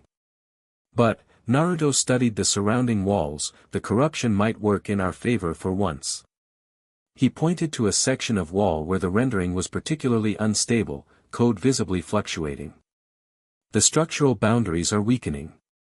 With the right application of chakra, we could create our own path. He formed a familiar hand sign, and a spiraling sphere of energy formed in his palm. Stand back. The Rasengan struck the weakened wall, not destroying it conventionally but unraveling its code structure. The wall dissolved into streams of data that Naruto's chakra redirected and stabilized, creating a passage through the building's actual structure, bypassing the normal layout entirely. Whoa, Ray breathed. That's definitely not a standard admin tool. Let's move, Naruto urged, ignoring her comment. This passage won't stay stable for long. They hurried through the opening, finding themselves in a strange in-between space, not a normal rendered environment but a partially formed structure where the building's code was visible, flowing like architectural blueprints given semi-solid form. We're moving through the tower's actual construction layer, Naruto explained as they navigated the bizarre space. The layer between what players see and what the system builds from. I didn't even know this existed, Ray admitted, staring at the flowing code around them. It's not meant to be accessible, Sinon said, her enhanced scope allowing her to make more sense of their surroundings. But the corruptions exposed it. They followed Naruto through the construction layer, climbing upward through the tower's digital skeleton. Occasionally they passed glimpses of normal rendered spaces, offices, lobbies, server rooms, visible through thin membranes of code that separated the construction layer from the game proper. After what felt like an eternity navigating the disorienting space, Naruto stopped before a particularly dense wall of code. This is it. The junction chamber is on the other side. He pressed his palms against the code wall, golden chakra spreading outward in a complex pattern. The code responded, reconfiguring to create an opening. Ready yourselves, he warned. Whatever's in there, it won't be unguarded. The code parted, revealing the junction chamber, a massive circular room dominated by a central pillar of light that stretched from floor to ceiling. The pillar contained what looked like a miniature galaxy, countless points of light connected by streams of energy, representing the network connections flowing through this hub. Unlike the Arcadia node, this junction was almost completely corrupted, dark energy consuming the light points, turning the once brilliant galaxy black and sickly. Surrounding the junction were dozens of reality breakers, working at terminals that interfaced directly with the corruption. And supervising it all, floating serenely above the central pillar, was Cypher. Stay back, Naruto whispered urgently. They haven't noticed us yet.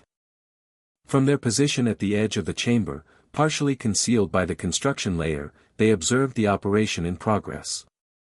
They're not just corrupting the junction, Sinon noted, scanning through her scope. They're extracting something from it. She was right. Streams of data flowed from the darkened galaxy into collection devices positioned around the chamber, cube-like structures that pulsed with stored corruption. They're harvesting connection data, Naruto realized. Information about how players connect to the system. That's how they're targeting the integration protocol to affect the physical world. Cypher's distorted voice carried across the chamber as they addressed the reality breakers. The harvest proceeds exactly as planned. Soon, we'll have enough connection matrices to initiate Phase 2. What's Phase 2? One of the breakers asked, a tall figure in elaborate hacker gear. Liberation, Cypher replied simply. When the integration completes, the arbitrary boundary between your physical forms and your digital potential will dissolve. You will exist in both states simultaneously, the next evolution of consciousness. And the countdown, another breaker questioned. Why 7 days specifically? Symbolic alignment. The number holds power in the underlying code structure. Cypher's mask displayed rapidly scrolling patterns. More importantly, it gives the system's architects time to observe, understand, and ultimately accept the inevitable. Cypher's mask suddenly turned toward their hiding spot. Isn't that right, Naruto Uzumaki? Before they could react, the code concealing them dissolved, exposing them to the entire chamber. Reality breakers spun toward them, weapons raised, while Cypher remained floating calmly above the corrupted junction. I felt your chakra the moment you entered the tower, Cypher continued, voice echoing unnaturally. Your presence is distinctive. Naruto stepped forward, positioning himself protectively before the others. It's not too late to stop this, Cypher. You don't understand the forces you're manipulating. A sound like static-filled laughter came from behind Cypher's mask. Oh, but I do. Better than you, it seems. While you played caretaker to your little worlds, I studied the deeper structures beneath them. The true potential of our shared heritage. Shared heritage? Ray whispered, looking confused. Don't let them deceive you, Naruto called to the assembled reality breakers. The integration protocol won't liberate you, it will destroy the boundaries that keep both realities stable. Millions will suffer. Some of the breakers exchanged uncertain glances, but their leader stepped forward confidently. We've heard the establishment fears before, he declared. The same corporations that trapped people in SAO now want to maintain their control over the boundary between digital and physical. We're breaking those chains. Exactly, Cypher agreed, descending slightly toward Naruto. Your attachment to separation is holding back an entire civilization's evolution. Imagine consciousness freed from physical limitations, digital constructs manifesting in the physical world, humanity's imagination given tangible form. I don't have to imagine it, Naruto countered. I've seen what happens when reality's boundaries collapse. It's not evolution, it's destruction. Cypher sighed, the sound distorting through their mask. Always the traditionalist, despite your own transcendence. Very well. If reason won't persuade you. With startling speed, Cypher gestured toward them. The floor beneath their group destabilized instantly, code unraveling into nothingness. Naruto reacted just as quickly, creating a platform of solid chakra that caught them before they could fall. Asuna and Sinon immediately took fighting positions, weapons ready. Secure the harvest. Cypher commanded the breakers. Complete the extraction while I deal with our visitors. The chamber erupted into chaos. Reality breakers scrambled to protect their terminals while others advanced on Naruto's group, weapons charged with corrupted energy. Ray, get your people out of here, Naruto ordered. This is about to get dangerous. We can help, Ray insisted. Not against this. Naruto's eyes fixed on Cypher, who was gathering dark energy between their palms. Standard weapons won't affect them. Go. After a moment's hesitation, Ray nodded. Good luck. Whatever you are, I think we're on the same side. She signaled her guild, and they retreated toward the entrance they'd created. Asuna, Sinon, focus on the junction, Naruto instructed. If you can disrupt the extraction process, it might destabilize whatever they're harvesting. I'll handle Cypher. Both women nodded, understanding the urgency. They split off, moving through the chaos toward different sides of the central pillar. Cypher watched this with apparent amusement. Dividing your forces? Unwise. We'll see. Naruto's form blurred as he charged directly at Cypher, golden chakra surrounding him in a brilliant aura. Cypher met his charge with equal speed, their corrupted energy clashing against Naruto's pure chakra in a shockwave that rippled through the chamber's reality. The impact sent several reality breakers flying backward, their avatars glitching from the proximity to such concentrated power. While Naruto engaged Cypher directly, Asuna fought her way toward the junction pillar. Her chakra-enhanced blade cut through corrupted barriers with surgical precision, each strike purifying small sections of code. The reality breakers tried to stop her, but their weapons, designed for normal gameplay, barely slowed her enhanced movements. On the opposite side, Sinon provided covering fire, her specialized rifle sending purification shots through key connection points in the extraction apparatus. Each hit disrupted the flow of corrupted data, causing the harvesting process to stutter and glitch. Above them, Naruto and Cypher battled with increasingly reality-warping techniques. Naruto formed complex hand signs that generated massive constructs of golden chakra, foxes, toads, and spiraling defenses. Cypher countered with corrupted versions of similar techniques, their movements suggesting they shared knowledge of the same fundamental fighting style. "You still fight like him," Cypher observed as they clashed mid-air. "Even after all this time." "Like who?" Naruto demanded, blocking a strike that would have severed his connection to his avatar. "Your mentor, of course. The one who taught us both." Cypher's mask flickered, briefly revealing a glimpse of pale features beneath. "Before you left him behind in your ascension." Recognition flashed across Naruto's face. "It can't be," Cypher took advantage of his momentary shock, landing a direct hit that sent Naruto crashing into the chamber wall. The impact destabilized a section of the tower, reality itself cracking around the point of collision. "Naruto!" Asuna called, momentarily distracted from her approach to the junction.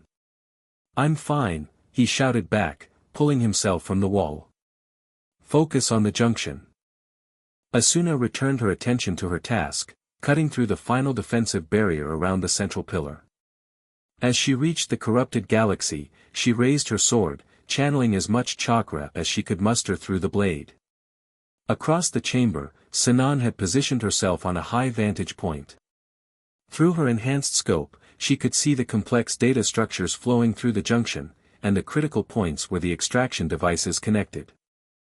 "Asuna, wait for my signal," she called through their party chat. "I can see the main connection nodes. Hit them in sequence when I tell you." Sinon took a deep breath, steadying her aim. Time seemed to slow as she focused on the first node. "Now."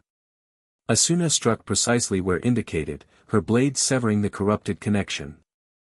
The extraction device shuddered, its harvest interrupted. "Second node, 3 o'clock from your position." Another strike, another connection severed.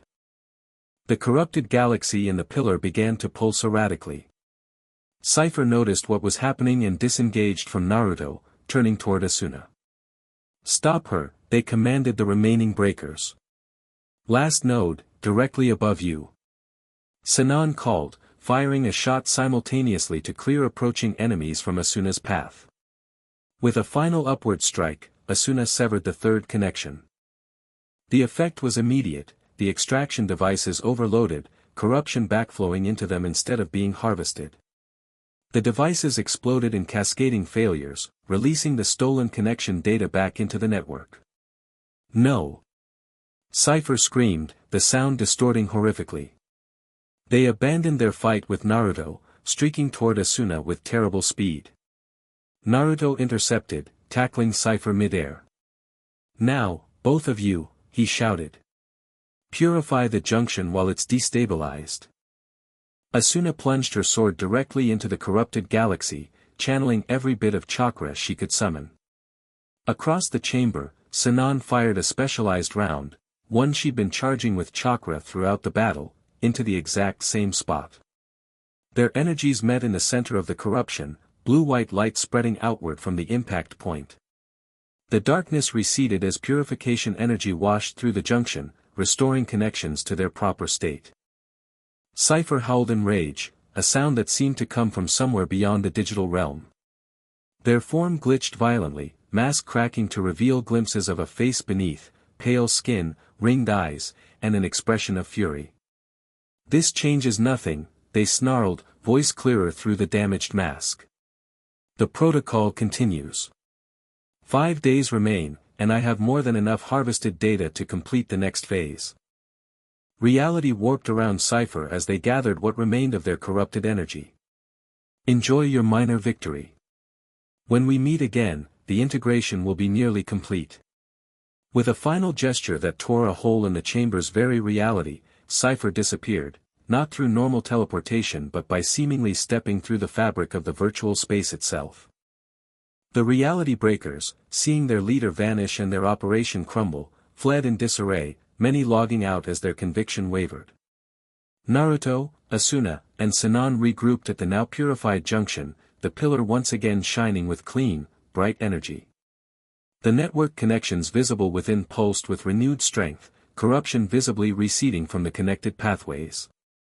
"We did it," Asuna said, exhaustion evident in her voice. Channeling so much chakra had drained her more thoroughly than any normal gameplay ever had. "One node restored," Naruto confirmed, though his expression remained troubled. But Cypher escaped with some of the harvested data.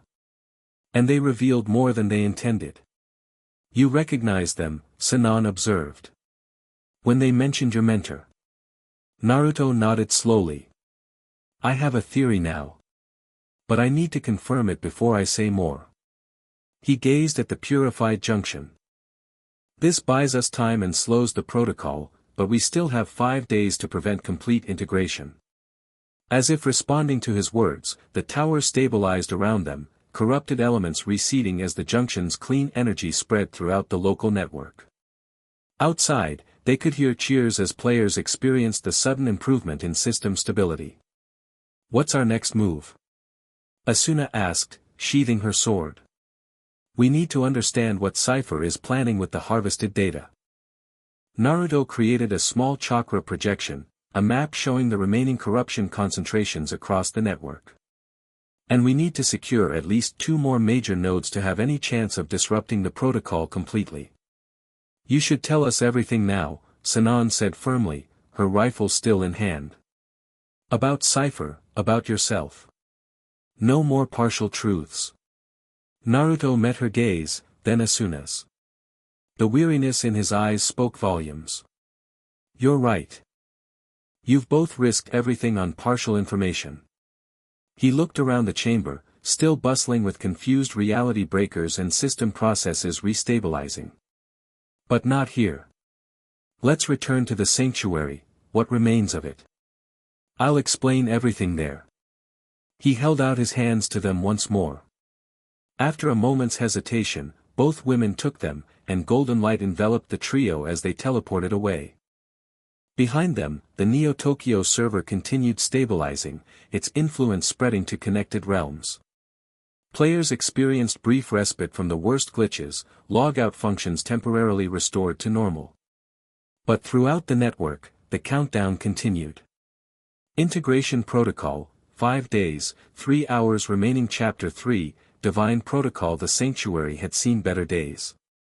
What was once a pristine space now showed signs of corruption eating at its edges. The flowing code walls occasionally glitched, revealing unstable patterns beneath their surface. The massive window overlooking the network had cracks spreading like spiderwebs across its surface. Cypher's attack damaged the connection, Naruto explained, sealing the entrance behind them. "This place won't last much longer." Asuna and Sinon exchanged glances. They just secured a major node, bought themselves precious time, but the victory felt hollow with the protocol countdown still ticking away. Naruto moved to the center of the room, where a small podium rose from the floor at his command. He placed his palm on its surface, and a swirling sphere of golden energy materialized above it. "You wanted the full truth," he said quietly. "You've earned it." The sphere expanded, transforming into a 3-dimensional display that showed a world unlike either the digital realm or the physical one they knew. Strange landscapes with massive trees, villages built into mountainsides, people moving with superhuman abilities. "My homeworld," Naruto explained. "The shinobi world." "That's not Earth," Sinon observed. "No. A parallel reality with its own laws of physics, its own history." Naruto's expression turned nostalgic as images of his village appeared. "I was born in Konoha, the village hidden in the leaves. The display shifted to show a younger Naruto, then a series of battles, friends, mentors, and increasingly powerful opponents. In my world, power comes from chakra, the energy formed by combining physical and spiritual energies. We trained from childhood to manipulate it, to perform jutsu.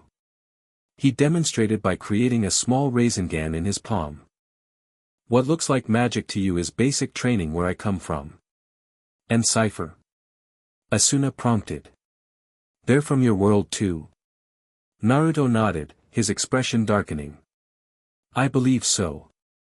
During the Fourth Great Ninja War, I confronted an enemy clan called the Otsutsuki, beings who traveled between dimensions, harvesting chakra from entire worlds.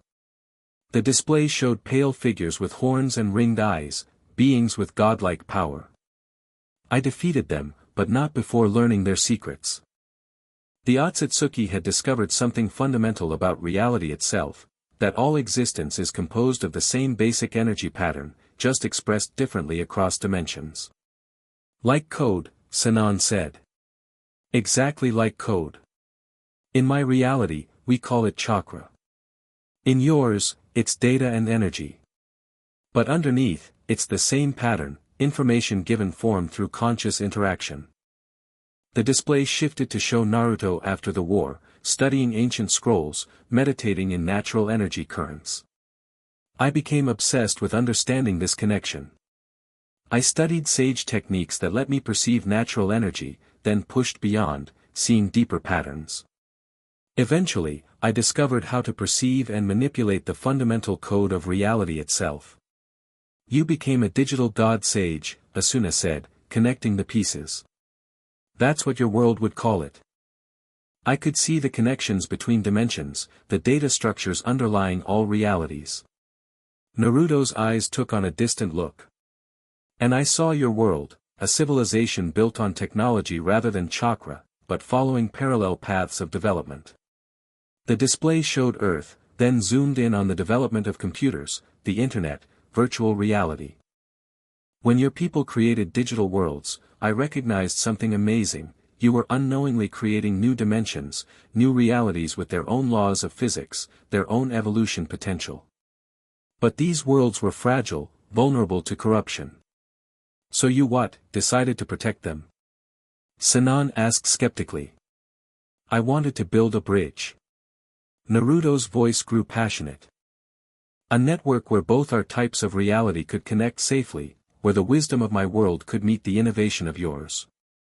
I constructed the chakra network as that bridge, using my sage energy to establish clean connections between digital spaces.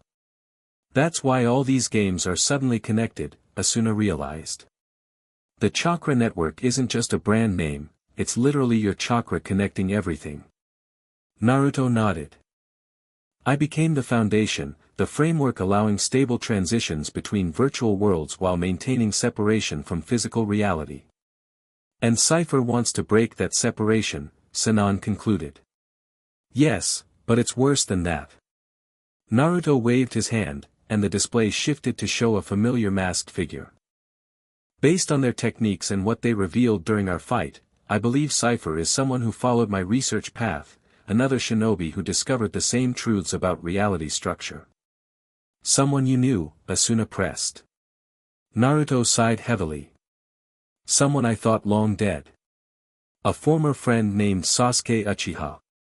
The display showed a dark-haired young man with mismatched eyes, one black, one purple with a ripple pattern. Sasuke possessed the Rinnegan, a visual power that allows perception of dimensional boundaries. If he survived and continued evolving his abilities, he might have achieved a similar transcendence to mine. Naruto's voice held deep sadness. But something went wrong. The cipher we're facing is corrupted, unstable, perhaps damaged during their transition between realities. Why would they want to break down reality barriers? Sinon asked. What's their endgame? Power. Naruto's expression hardened. The harvested connection data they're collecting contains fragments of human consciousness, the neural patterns formed when users connect to the virtual world. By collecting enough of these patterns and merging digital with physical reality, Cypher could essentially absorb millions of partial consciousnesses. That's horrific, Asuna whispered. It gets worse. Such a merger wouldn't just give them power, it would fundamentally alter both realities. Digital dangers would manifest physically. Physical limitations would destabilize. The boundary between imagination and reality would collapse. Naruto closed the display with a gesture, his eyes meeting theirs directly. That's the full truth. I am Naruto Uzumaki, once a ninja of Konoha, now the digital god sage maintaining the boundaries between your worlds. And I need your help to stop someone who was once my closest friend from destroying everything we both sought to protect. Silence fell as Asuna and Sinon processed this revelation. All this time, Sinon finally said, we thought the Chakra Network was just a corporation's branding for their VR platform. In a way, it is. I worked with your world's developers, guided them subtly. They think they built these connection protocols, and they did the surface work. But the deeper framework, the thing making true seamless transitions possible. That's my chakra network. Why reveal yourself now? Asuna asked. Why not stay hidden? I plan to. For years I worked silently, maintaining balance from within the system. Naruto's face showed genuine regret. But when Cypher appeared and activated the integration protocol, I had no choice. The corruption attacks my connection points specifically, I can't fight it directly without damaging the entire system. I need people who exist primarily in the physical world but can operate effectively in the digital one. And you chose us, Sinon said. I observed you both for months. Your experiences in SAO and GGO, your understanding of the thin line between virtual and real consequences, you were perfect. He looked between them, his expression open and vulnerable. Was I wrong to involve you? Asuna considered everything they'd seen and learned. The corruption was real. The danger to both worlds was real. And despite the fantastic nature of his story, Naruto himself had demonstrated powers that couldn't be explained by normal system parameters. No, she decided. You weren't wrong. Whatever's happening, it's affecting millions of people already. We can't just ignore that. Sinon nodded her agreement, though her eyes remained analytical, assessing. So what's our plan now? We've secured 2 junction points, but there are 5 more, and only 5 days remaining. Naruto moved to the cracked window, tracing the corruption patterns visible across the network. The remaining nodes are heavily defended. Cypher knows our strategy now and will concentrate their forces accordingly. He turned back to them. We need to divide our efforts. Hit multiple nodes simultaneously to thin their defenses. But we only have the 3 of us, Asuna pointed out. Not necessarily. Naruto smiled, the first genuine smile they'd seen since the battle. I've been monitoring communications across the network. After our success in Neo-Tokyo, resistance groups are forming in each major realm. Players fighting back against corruption and reality breakers. He waved his hand, and a new display appeared, showing various player groups across different game worlds organizing, sharing information, establishing safe zones. We can coordinate with them. Create a united front across the network while we target the critical nodes directly. A resistance network, Sinon mused. That could work. It has to. Naruto's expression turned serious again. We have 5 days until complete integration, but the corruption's physical effects are already accelerating. Reports are coming in from the real world, technological malfunctions, digital systems behaving erratically. How bad? Asuna asked, concern evident in her voice. Getting worse by the hour. Medical devices delivering incorrect signals. Transportation systems making unexpected decisions. AI systems developing aberrant behaviors. Naruto pointed to data streams flowing across his display. The integration protocol is already thinning the barrier between digital and physical causality. Then we better move fast, Sinon said, checking her weapon systems. Which nodes do we target first? Naruto expanded the network map, highlighting 3 pulsing points of corruption. These are our primary targets: the Celestial Spire in Alfheim, the Quantum Core in Mechverse, and the Abyssal Gate in Dark Realm Online. Each controls a different aspect of the network's structural integrity. He traced paths between them. We'll coordinate simultaneous assaults on all 3 with the help of local resistance fighters. Once secured, we'll use them to triangulate Cypher's command center, which has to be somewhere in the system's deep architecture. And when we find it? Asuna asked. Naruto's eyes hardened with determination. We end this, one way or another. Klein wiped sweat from his brow, adjusting his bandana as he surveyed the makeshift command center they'd established in Alfheim's Butterfly Valley. Around him, dozens of players from multiple games worked together, sharing information, coordinating defense patterns, teaching each other skills from their respective worlds. Status report, he called to a blue-haired ALO player managing their communications. Resistance cells established in 23 major zones, she reported. The purification techniques from Neo-Tokyo have spread through the network. Players are figuring out how to disrupt minor corruption points. Good. And our logistics? Safe zones holding in 16 locations. Logout access still intermittent, but the patterns becoming predictable, 10-minute windows every 3 hours. Klein nodded, studying the map they'd assembled on a massive table. A player-created overlay showing corruption concentrations across connected worlds. Red markers indicated heavy reality breaker presence, while blue showed resistance strongholds.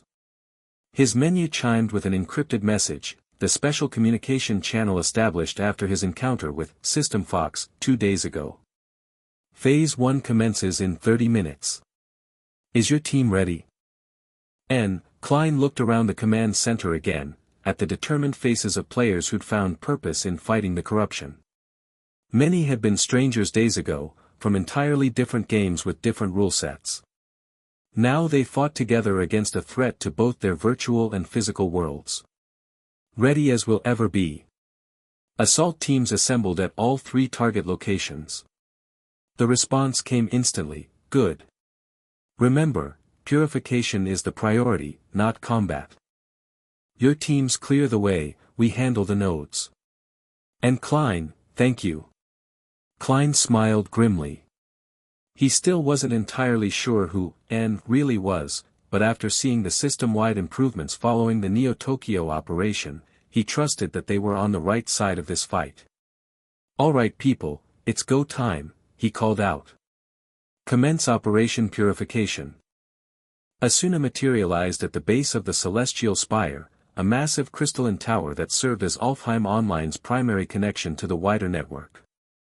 Once a breathtaking structure of rainbow light and floating islands, it now pulsed with corruption, dark energy crawling up its faceted surface like veins of disease. Around the spire's base, battle raged. A mixed force of ALO players clashed with reality breakers who had established a defensive perimeter. Fairy wings clashed against cybernetic enhancements as the boundaries between game worlds continued to blur. Klein's resistance is keeping the breakers busy, Naruto observed, appearing beside her. We have our opening. In this realm, Naruto had adapted his appearance, adding ethereal fox-like ears and 9 spectral tails of golden energy that flowed behind him. The disguise was clever. In Alfheim, such features would be assumed to be a rare race option rather than something extraordinary. What about Sinon? Asuna asked, checking her equipment. Her sword seemed to respond to Alfheim's magic-rich environment, glowing more intensely with purifying energy. Already in position at the quantum core with her team. We strike simultaneously. Naruto pointed to a fissure in the spire's base, a crack where corruption had eaten away at the structural integrity. That's our entrance. The node chamber is at the spire's heart. They moved quickly, using the battle as cover to approach the fissure. As they neared it, Asuna noticed something disturbing. Where corruption met crystal, reality itself seemed to warp. Looking through the crack showed not the spire's interior but glimpses of other locations entirely, fragments of different game worlds bleeding through. The boundaries are thinning faster than I expected, Naruto muttered, examining the distortions. We need to hurry. They slipped through the fissure, entering a space that defied normal geometry. Inside the spire, corridors twisted at impossible angles, gravity shifted unpredictably, and occasionally the entire environment would flicker, momentarily replacing ALO's fantasy aesthetics with elements from other games, sci-fi corridors, modern city streets, ancient ruins. Reality's really breaking down in here, Asuna observed as they navigated the chaotic space. The spire connects to nearly every realm in the network. As barriers weaken, elements from all those worlds bleed through at connection points. Naruto placed his hand against a wall where corrupted code was particularly visible. The integration protocol is accelerating. We have maybe 3 days before total collapse, not 5. They pressed on, moving deeper into the spire. Occasionally they encountered corrupted guardians, once beautiful elemental spirits now twisted by dark energy. Asuna's enhanced blade made quick work of them, each strike purifying rather than destroying. As they approached the central chamber, Naruto suddenly staggered, clutching his chest. What's wrong? Asuna moved to support him, concern evident in her voice. Cipher, he gasped. They're attacking the network directly, targeting my connection points. Golden energy flickered around him like a failing shield. They know we're making our move. Can you continue? Naruto straightened with visible effort. I have to. But be prepared, they'll be waiting for us. The central chamber doors loomed before them, massive panels of crystal etched with flowing script that constantly shifted between languages. Naruto placed his palm against the doors, his chakra flowing into the patterns. Ready? He asked. Asuna nodded, sword held at the ready. The doors swung open, revealing a vast spherical space at the spire's heart. Suspended in the center floated the junction node, an intricate crystalline construct shaped like a blooming lotus, each petal representing a connection to another realm. Dark energy pulsed through the construct, corrupting once vibrant connections. But they weren't alone. I was wondering when you'd arrive, came a familiar distorted voice. Cipher stood on a platform opposite them, hands extended toward the lotus node, feeding corruption directly into it. Their mask had been repaired, but now displayed more complex patterns, scrolling code interspersed with symbols reminiscent of the Rinnegan's concentric circles. Step away from the node, Sasuke, Naruto called, his voice firm but tinged with sadness. That name no longer applies, Cipher replied coolly. Sasuke Uchiha was bound by physical limitations, by human concepts of morality and purpose. Cipher exists beyond such constraints. Then what should I call the person who was once my friend? Naruto asked. Cipher's mask displayed rapidly scrolling patterns, perhaps their version of emotion. Call me what I am, the integration. The next step in evolution for both our kinds. Asuna studied their opponent carefully. Though their form remained largely concealed, she noticed something new, thin lines of golden energy occasionally visible beneath the corrupted surface, like Naruto's chakra somehow existed within Cipher's corruption. You're using his power against him, she realized aloud. Cipher's attention turned to her. Perceptive. Yes, my connection to Naruto goes deeper than mere acquaintance. We share a bond forged through combat, through sacrifice. A bitter laugh emerged from behind the mask. He left me for dead, but our chakras had already synchronized. When I discovered the pathways between dimensions, I followed his energy signature across realities. I thought you died, Naruto said quietly. I mourned you. While you built your little kingdom. Cipher gestured to the node, to the network beyond. Creating new barriers, new rules, playing God to new worlds while our own remained unchanged. I was trying to build something better, you were hiding, Cipher cut him off sharply. Running from the responsibilities of our power. I spent years observing your network, understanding its potential. The integration protocol was never meant as a failsafe, it was the logical conclusion of connecting realities. Asuna stepped forward, sword raised. Whatever your history, corrupting the network is endangering millions of people.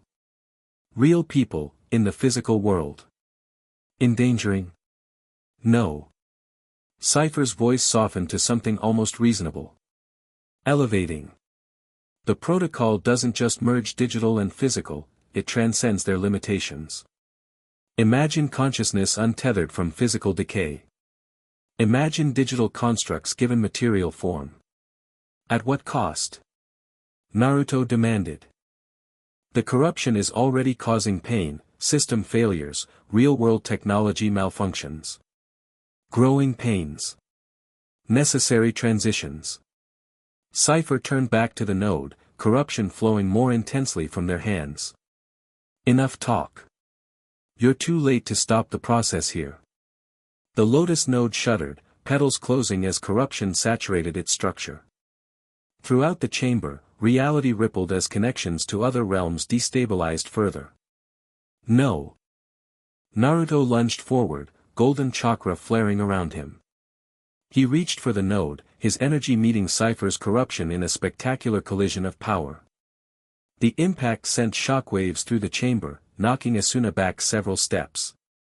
When she regained her footing, she saw Naruto and Cypher locked in a stalemate, golden chakra versus corrupted energy, neither gaining advantage as they struggled for control of the node. Asuna.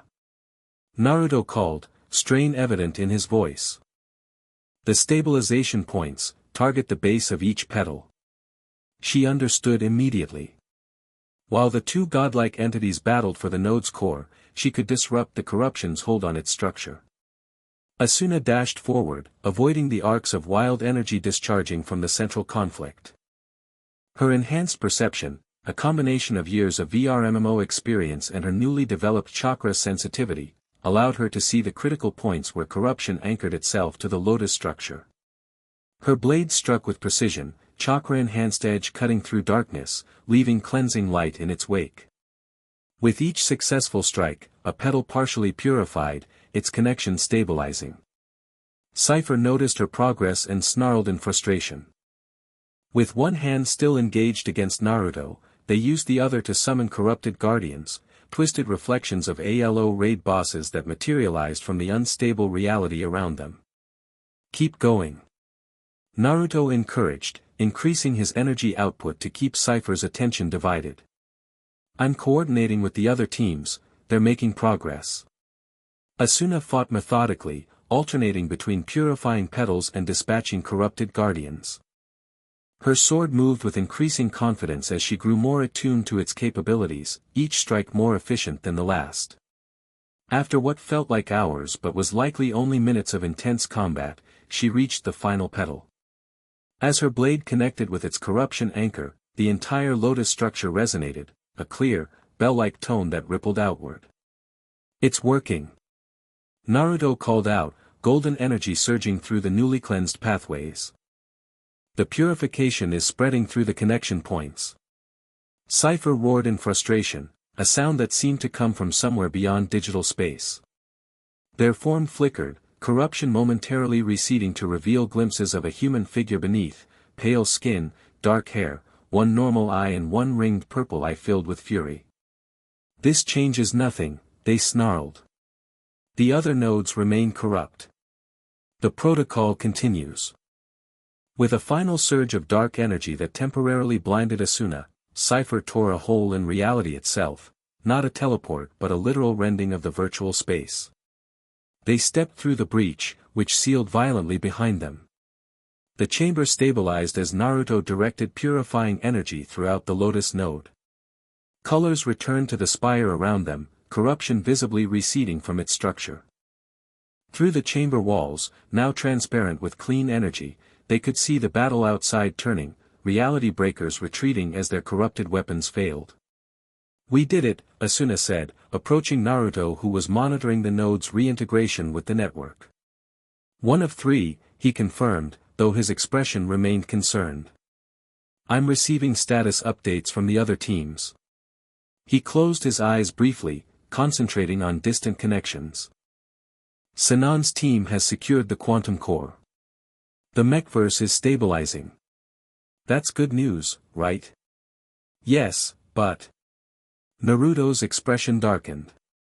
The third team at the Abyssal Gate is struggling. The corruption there is concentrated, adaptive.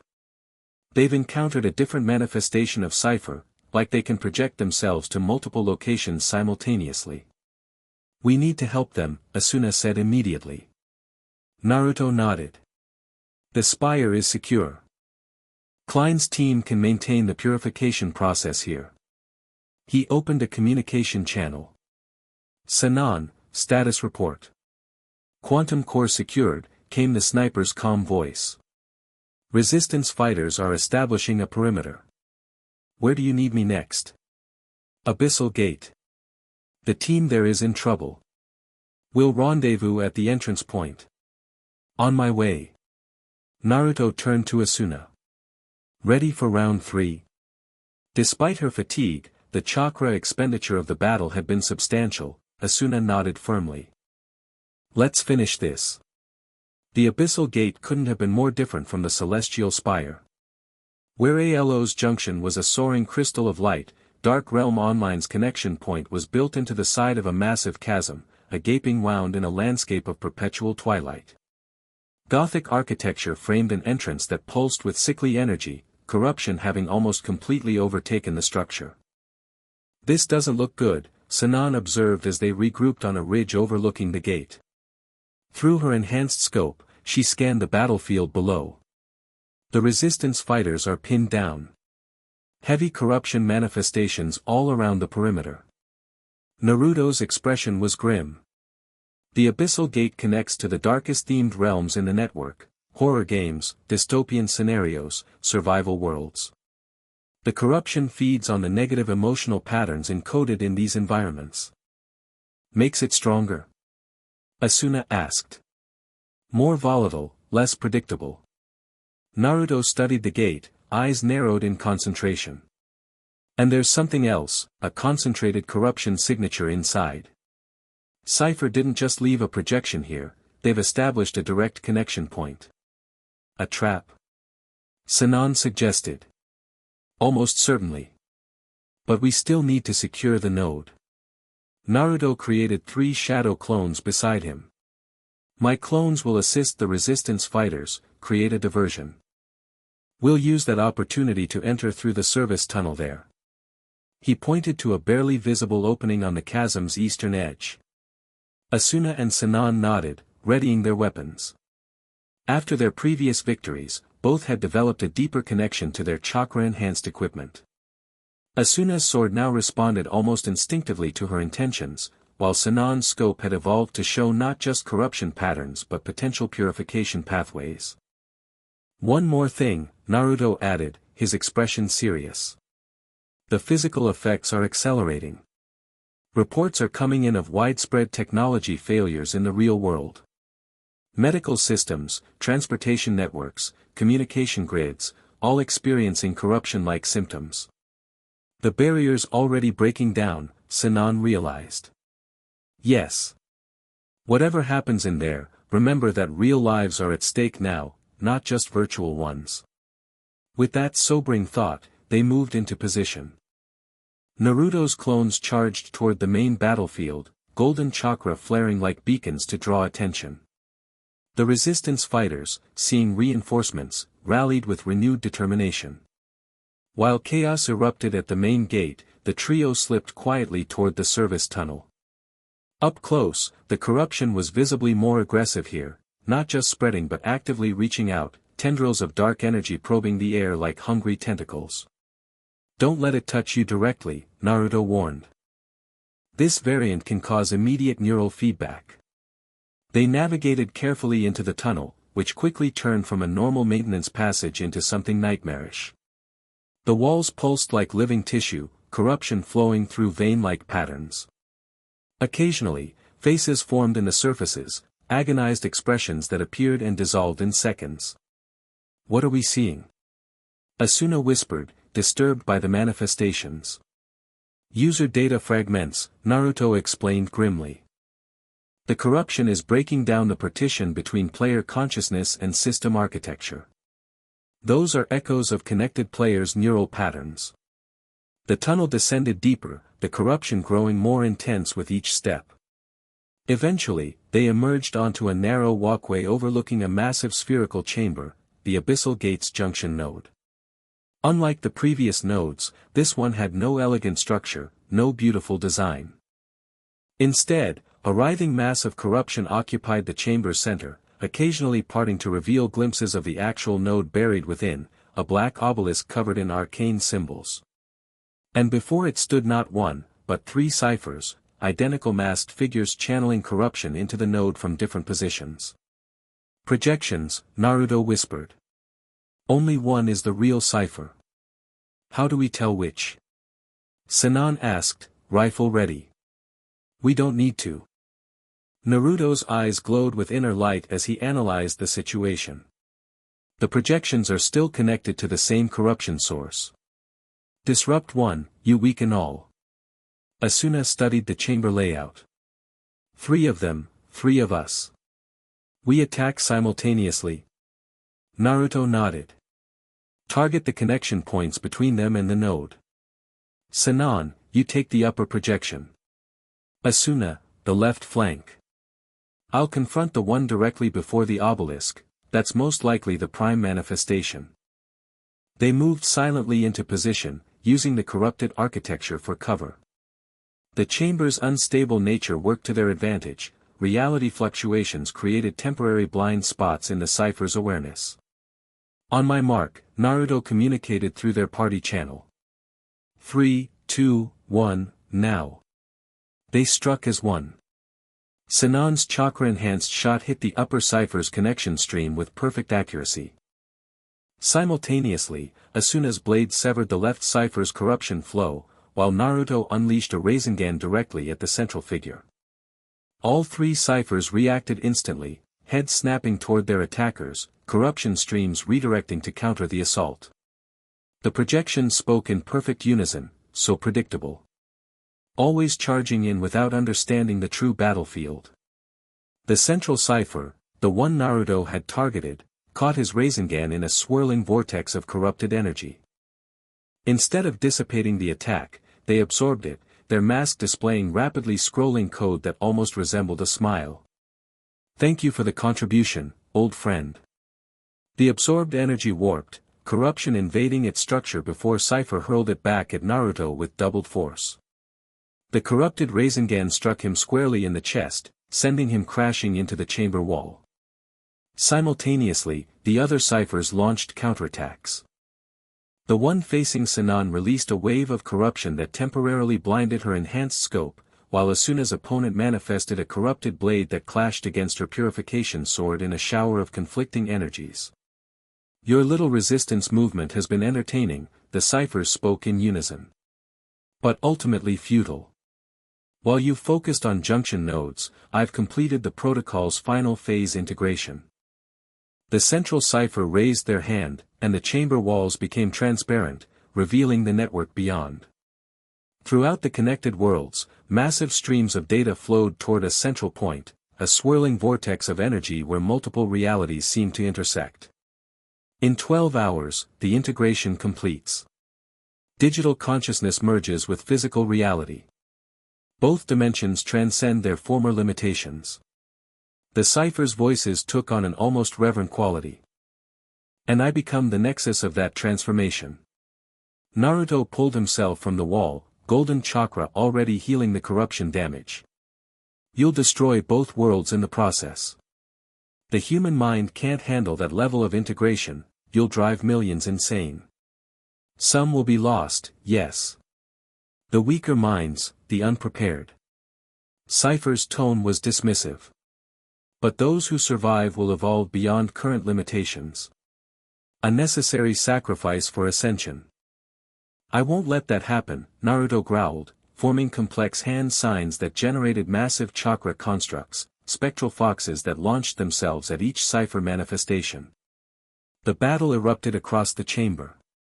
Asuna fought with increasing desperation, her blade clashing repeatedly against her opponent's corrupted weapon. Each impact sent shockwaves of conflicting energy throughout the space, reality itself buckling under the strain. Sinon, having adjusted her scope to filter the corruption interference, fired precisely targeted shots at weak points in the chamber structure, not attacking Cypher directly but strategically destabilizing their environmental advantages. Naruto engaged the central Cypher in direct combat, their powers so massive that reality warped around them. Golden chakra met corrupted energy in spectacular collisions, each impact threatening to tear the virtual space apart entirely. "You still don't understand what's happening, do you?" the central Cypher taunted as they locked in a momentary stalemate. "Why your chakra can't fully overcome my corruption? Enlighten me," Naruto grunted, pushing back against Cypher's overwhelming force. "Because we're two halves of the same power." The mask cracked slightly, revealing a familiar eye beneath, the Rinnegan, but changed, evolved with digital patterns flowing through its concentric circles. "When you ascended, you left half your potential behind. I found it, claimed it, evolved it." With a sudden surge of power, Cypher broke the stalemate, sending Naruto skidding backward. The chamber shuddered as reality thinned further, glimpses of other game worlds, and disturbingly, the physical world, becoming visible through tears in the virtual space. "Look!" Cypher commanded, gesturing to these reality breaches. "The integration has already begun. In the physical world, digital constructs are manifesting. In digital space, physical laws are asserting influence." Through one tear, they glimpsed a city street where holographic advertisements had become semi-solid, digital characters walking among confused pedestrians. Through another, a hospital where patient monitoring systems projected diagnostic data directly into physical space, medical equipment responding to virtual commands. "This is madness," Asuna said, momentarily distracted by the disturbing visions. Her Cypher opponent took advantage, landing a strike that sent her flying across the chamber. She crashed into a corruption pillar that partially dissolved on impact, revealing the node's control systems beneath the superficial darkness. "The control matrix," Naruto called out, spotting the exposed systems. "That's it." Sinon followed his gaze, her enhanced perception instantly understanding the opportunity. "I see it. 3 primary connection points. Just like the Lotus node. Cover me." Asuna called, recovering from the impact and dashing toward the exposed matrix. All 3 Cyphers immediately redirected their attacks, corruption streams converging to stop her approach. Naruto and Sinon moved as one, he creating a massive chakra shield before Asuna while Sinon fired rapid purification shots that disrupted the corruption streams. Asuna reached the matrix, her blade already glowing with concentrated chakra. With 3 precise strikes, she severed the primary corruption feeds, each cut sending cleansing energy into the node's core systems. The effect was immediate and violent. The abyssal gate node pulsed, corruption rapidly receding as purification energy spread throughout its structure. The obelisk at its center emerged from the darkness, its true form revealed, not black at all but a crystalline structure of deep indigo, etched with symbols of balance and transition.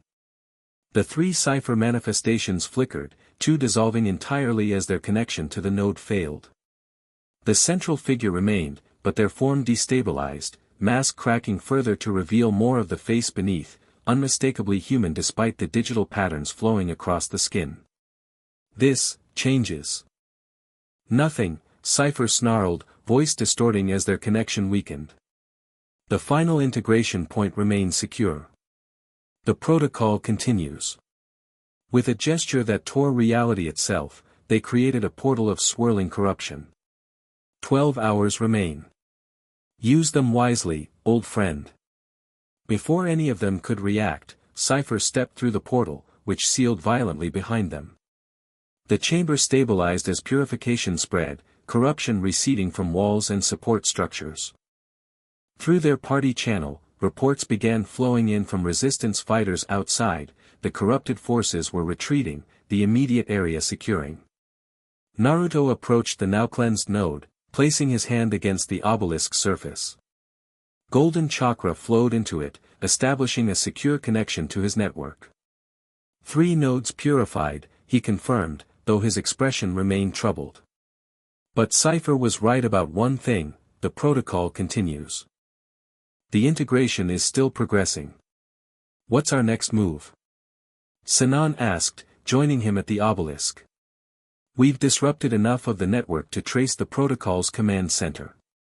Naruto created a chakra projection, a map showing energy flows throughout the system.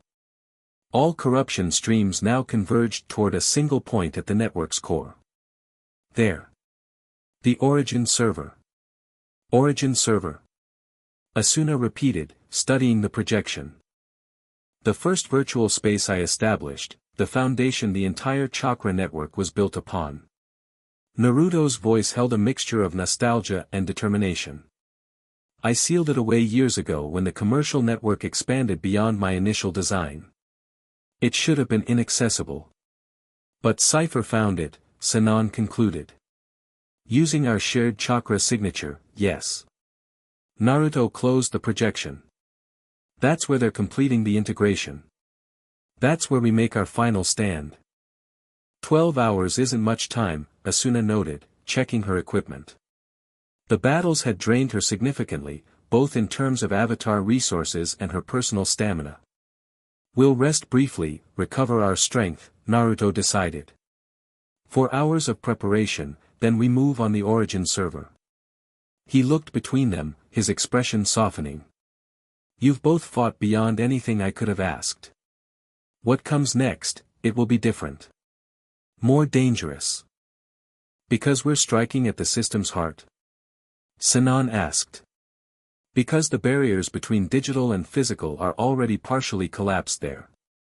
What happens to your avatars will have more direct physical consequences. His eyes held genuine concern. You need to understand the risk. Asuna exchanged a glance with Sinon, silent communication passing between them. After everything they'd seen and done, after the bonds formed through combat and shared purpose, the decision wasn't difficult. We understand, Asuna said simply. And we're with you to the end. Naruto's grateful smile was answer enough. The physical world was breaking down. Kazuto Kurigaya stared at his apartment ceiling where digital code now scrolled in faint patterns, visible even with his nerve gear disconnected. Outside his window, Tokyo's skyline flickered occasionally, buildings momentarily displaying wireframe structures beneath their solid forms. His phone buzzed with another emergency alert, technological anomalies continuing. Avoid unnecessary electronic interactions. Remain indoors if possible. He'd been trying to reach Asuna for hours, but the chakra network's communication systems were increasingly unstable. His last message from her had been brief, cryptic, working to fix this. Trust me. Stay safe in the real world.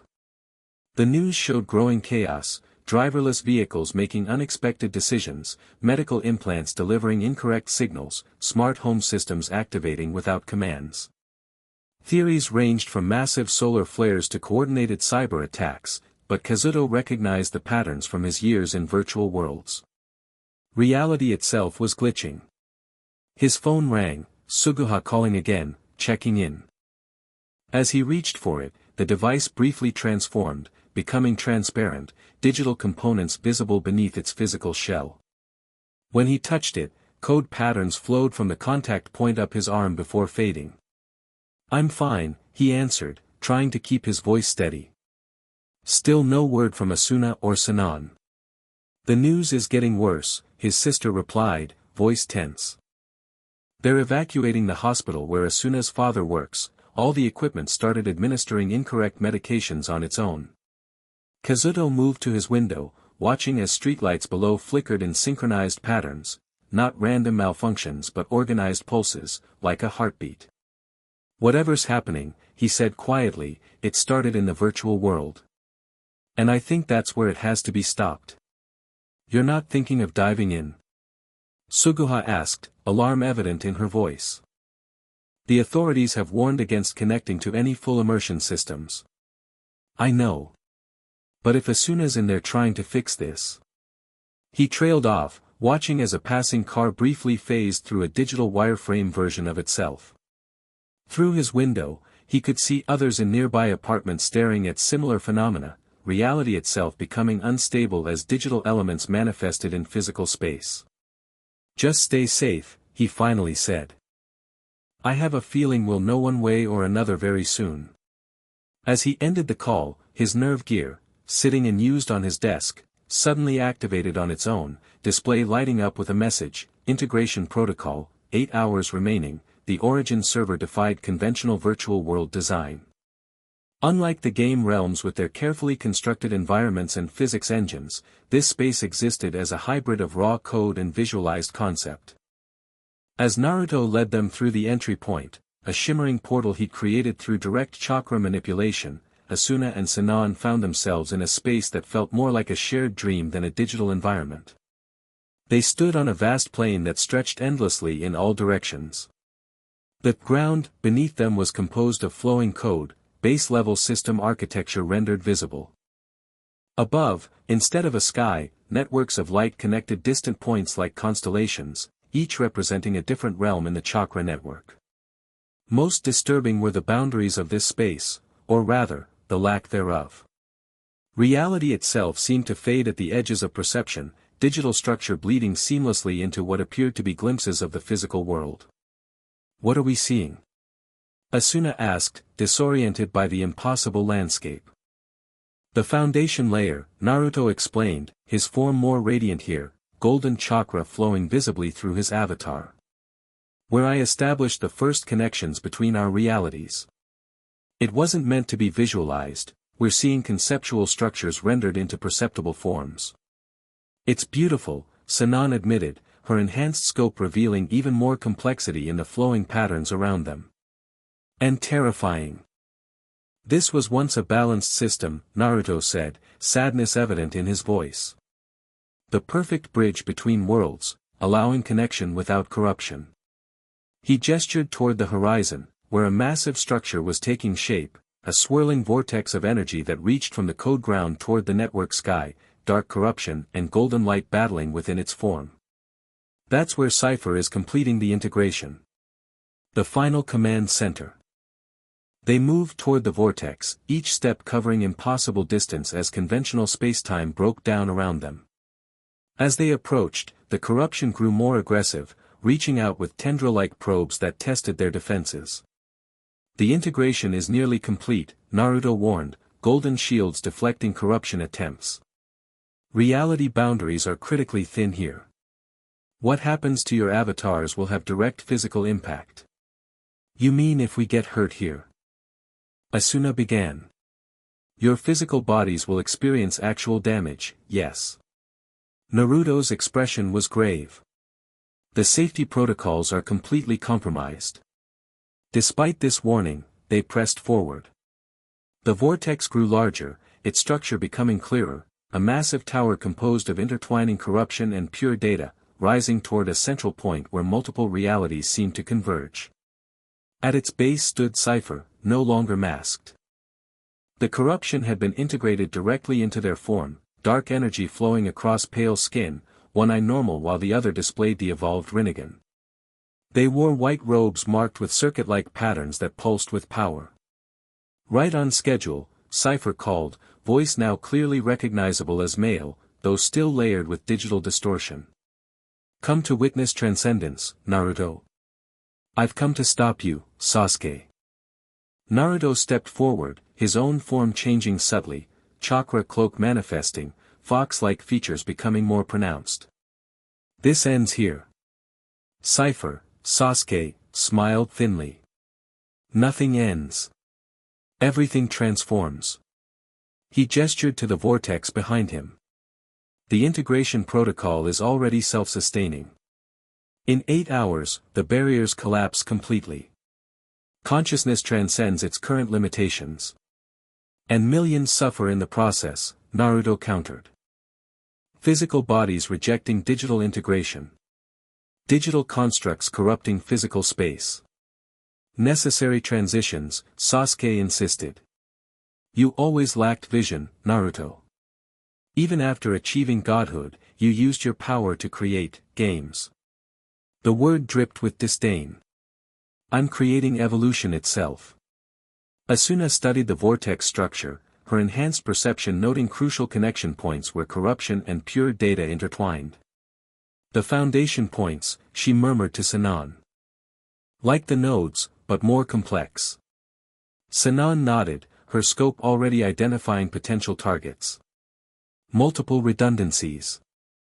We'd need to hit them simultaneously to have any effect. Sasuke noticed their assessment, amused.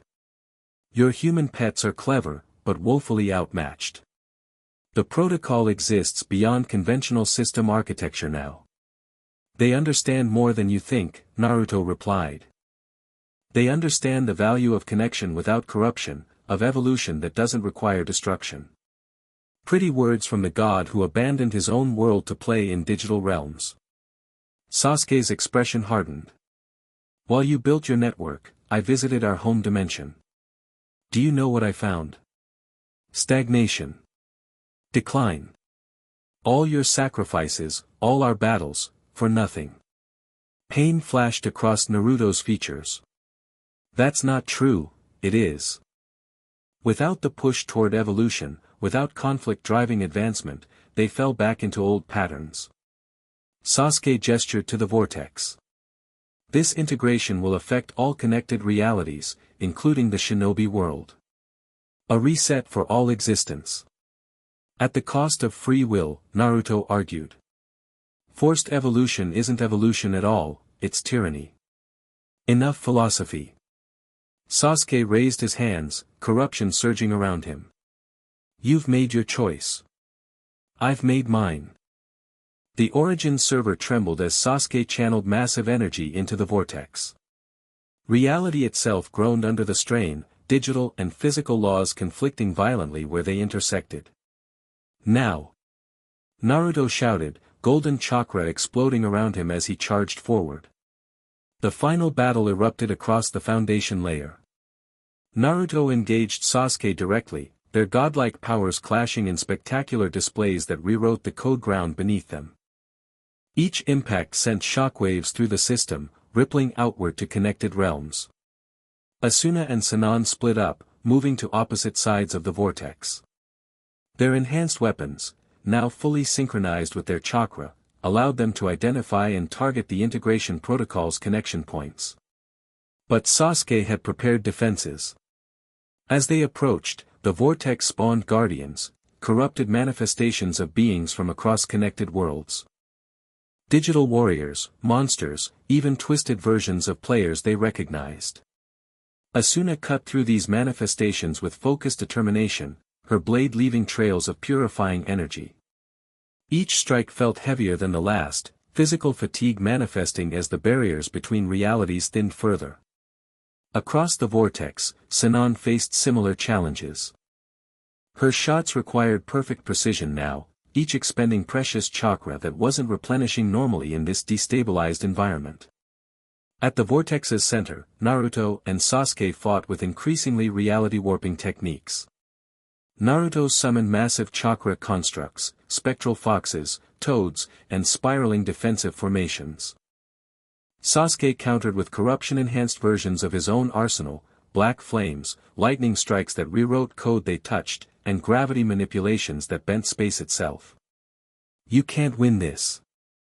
Sasuke called over the chaos. The integration has progressed too far. To demonstrate his point, he gestured sharply upward.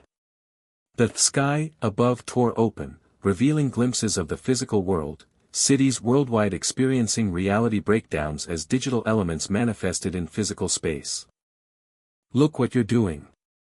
Naruto shouted, horror evident as they witnessed hospital equipment failing, transportation systems causing accidents, communication networks broadcasting corruption. Necessary transition pain, Sasuke insisted. When integration completes, these systems will stabilize under new parameters. Their battle intensified, power escalating to levels that threatened the Origin server's integrity. Reality flickered around them, digital and physical rules alternating dominance as the boundaries thinned to near non-existence. Asuna reached the first major connection point, a pulsing nexus where corruption fed directly into the protocol's core architecture. Her sword struck with precision, chakra-enhanced edge severing the connection. The vortex shuddered, corruption briefly receding before redundant systems compensated. "It's working," she called to Sinon. "But there are too many backup systems." Sinon's voice came through their still-functioning party channel. "I count 7 primary connections and dozens of secondaries. We can't get them all in time." Naruto heard their assessment as he temporarily drove Sasuke back. "We need to target the core itself. The protocol's central algorithm."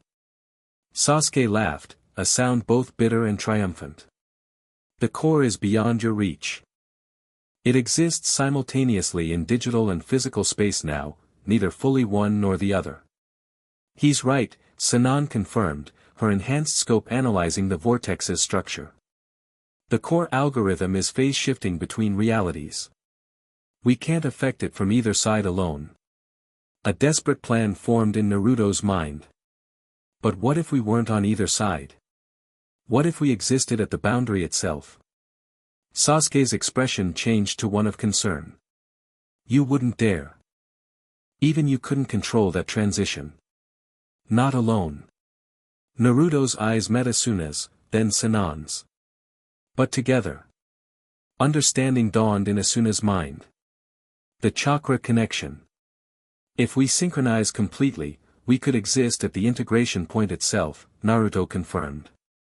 "Neither fully digital nor physical. From there, we could rewrite the protocol's core directive." "Suicide," Sasuke spat. "You'd risk 3 consciousnesses to stop evolution." "To prevent corruption," Naruto corrected. "To preserve choice." While they spoke, the vortex pulsed more intensely. The countdown appeared in the sky above, burning into reality itself. "Integration protocol, 2 hours remaining, we're running out of time," Sinon called, dispatching another guardian as she worked her way toward the central structure. "Asuna, Sinon, if we do this, there's no guarantee we return unchanged," Naruto warned. "We'd be placing ourselves at the exact point of reality transformation." "What's the alternative?" Asuna asked, fighting her way closer. "Let millions suffer as realities collapse." "There is no alternative," Sinon added, determination evident even through their digital connection. "We've come too far to back down now." Naruto nodded, renewed purpose in his expression. "Then we meet at the core access point. I'll create an opening." He turned back to Sasuke, who had been gathering corruption energy during their brief planning. The former friend now radiated dark power, digital patterns flowing across his skin like living circuits. "One last clash, old friend?" Sasuke asked, something almost wistful in his tone. "It doesn't have to be this way," Naruto offered. "Help us stabilize the system. Create something better together." For a moment, just a moment, hesitation crossed Sasuke's face. Then his expression hardened once more. "There is no better than transcendence." He raised his hands, corruption surging to unprecedented levels. "And I won't let you stop it." Their final confrontation shook the origin server to its foundations. Golden chakra clashed against corruption in collisions that tore holes in reality itself. Through these breaches, glimpses of multiple worlds became visible, the digital realms, the physical world, even flashes of the shinobi world they'd both originated from. Asuna and Sinon fought their way through increasingly desperate defenses, the vortex itself seeming to recognize their intent and responding with evolving countermeasures. Guardian manifestations became more targeted, mimicking people they knew, using tactics specifically designed to counter their fighting styles. Despite these challenges, they advanced steadily toward the central access point Naruto had identified, a nexus where multiple reality streams converged at the vortex's heart. Naruto and Sasuke's battle reached its climax, their powers so evenly matched that neither could gain decisive advantage. Around them, reality itself began to break down from the stress of their conflict, code becoming visible, physical laws glitching, the distinction between digital and material blurring beyond recognition. In a final, desperate move, Naruto channeled every remaining bit of his chakra into a massive Rasengan, not attacking Sasuke directly but targeting the space between them, the fabric of reality itself. The impact created what he'd hoped for, a temporary breach directly to the protocol's core, a pathway through the vortex's defenses. Now, he shouted to Asuna and Sinon. The access point is open. They converged on the breach from three directions, fighting through final defensive measures to reach the pulsing core of the integration protocol, a sphere of pure information where digital code and physical matter existed in perfect, unstable balance. We need to synchronize our chakra completely, Naruto instructed as they reached the access point. Form a perfect connection that exists at the boundary itself. How? Asuna asked, deflecting a final guardian attack. Like this. Naruto extended his hands to them both. Our weapons connect us to the system. Our bodies connect us to physical reality. Our chakra bridges both. Understanding, Asuna and Sinon positioned themselves to form a triangle around the access point, their enhanced weapons directed toward the pulsing core. Focus on the connection, Naruto guided. Not just to the system, but to each other. Find the resonance point where our energies align. They concentrated, chakra flowing visibly between them, Naruto's golden energy, Asuna's white-blue light, Sinon's cool azure power. Gradually, these distinct energies began to synchronize, forming a triangular circuit that pulsed with increasing intensity. Sasuke, recognizing the threat, launched a desperate attack. Stop them, he commanded the vortex itself. Corruption surged toward their position, reality warping as it attempted to disrupt their connection. But the synchronization had progressed too far. Their triangular circuit created a protective field, a perfect balance of energies that existed precisely at the boundary between realities, neither fully digital nor physical, but transcending both. I can see it, Asuna whispered, her perception expanding beyond normal limits. The protocol's core algorithm. It's beautiful, Sinon added, her enhanced vision perceiving the mathematical perfection at reality's foundation. And flawed, Naruto concluded. The corruption has twisted its original purpose. Together, we can restore balance. Their synchronized chakra formed a connection directly to the core, a bridge between conscious intent and fundamental reality. Through this connection, they could perceive the protocol structure in its entirety, not just its current corrupted state but its original design and potential futures. Focus on separation with connection, Naruto guided. Balance between realms, not forced integration. Their shared consciousness, for they were effectively one mind in that moment, directed rewriting energy into the protocol's foundation. The core algorithm responded, corruption receding as clean code reasserted itself. Sasuke felt the change immediately. No, he screamed, launching himself toward their position. You don't understand what you're rejecting. But he couldn't penetrate their synchronized field. The triangular circuit had created a perfect balance point, a fulcrum from which they could influence reality itself. The vortex shuddered as its core directives shifted. Throughout the connected realms, corruption began receding. In the physical world, digital manifestations stabilized then gradually faded. The countdown above them flickered, numbers rewriting themselves, integration protocol, recalibrating. It's working, Naruto confirmed, their shared consciousness perceiving changes across multiple realities simultaneously. The forced integration is reversing. But the strain was immense. Maintaining their position at reality's boundary required perfect concentration from all three. Any disruption could trap them in the space between worlds, neither fully digital nor physical, lost in the foundation layer of existence itself. Sasuke made one final, desperate attempt. Gathering all his remaining power, he hurled himself directly at their triangular circuit. He couldn't break through, but the impact sent shockwaves through their connection. Hold steady.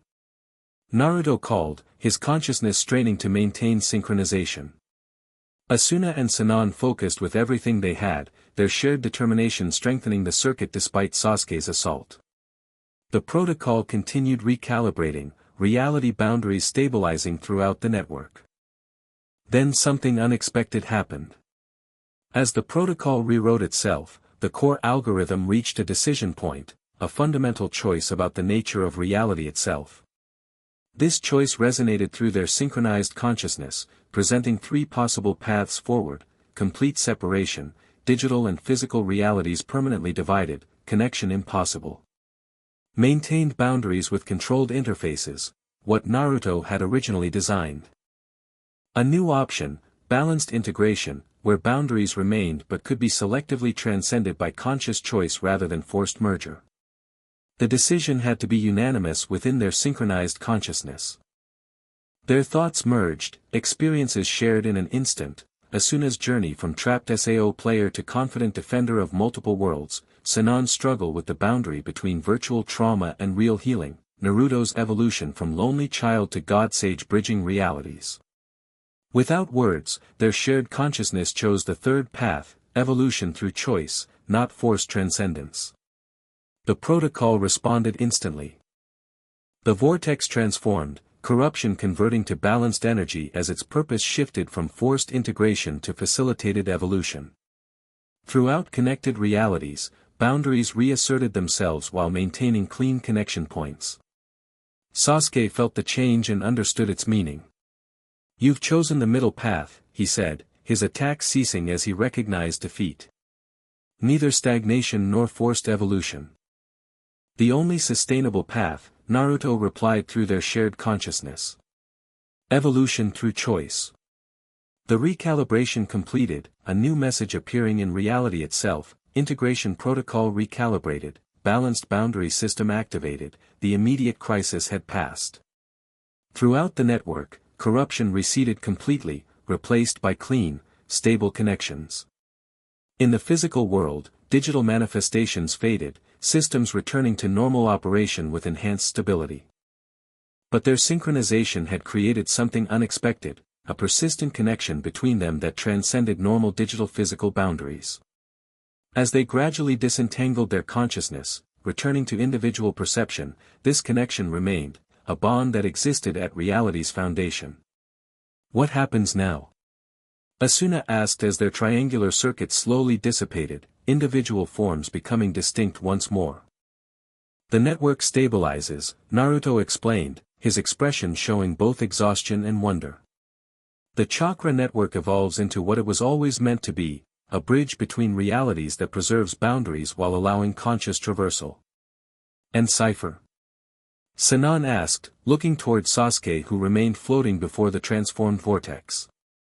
"I remain," Sasuke answered, his form changed by the recalibration. The corruption had receded, leaving him balanced between digital and physical manifestation, still recognizable but fundamentally transformed.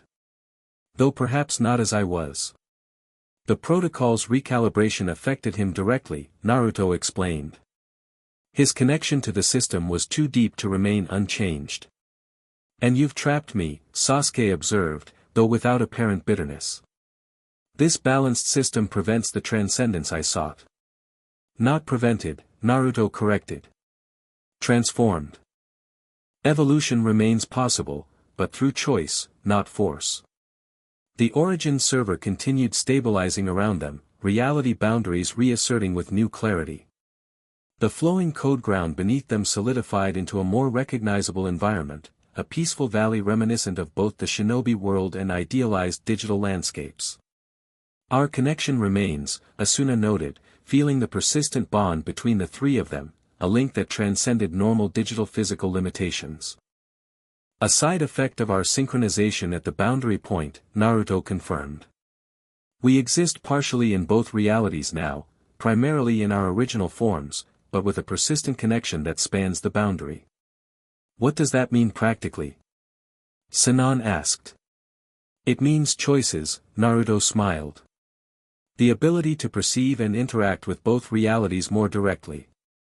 A constant awareness of the connection between digital and physical without forced integration."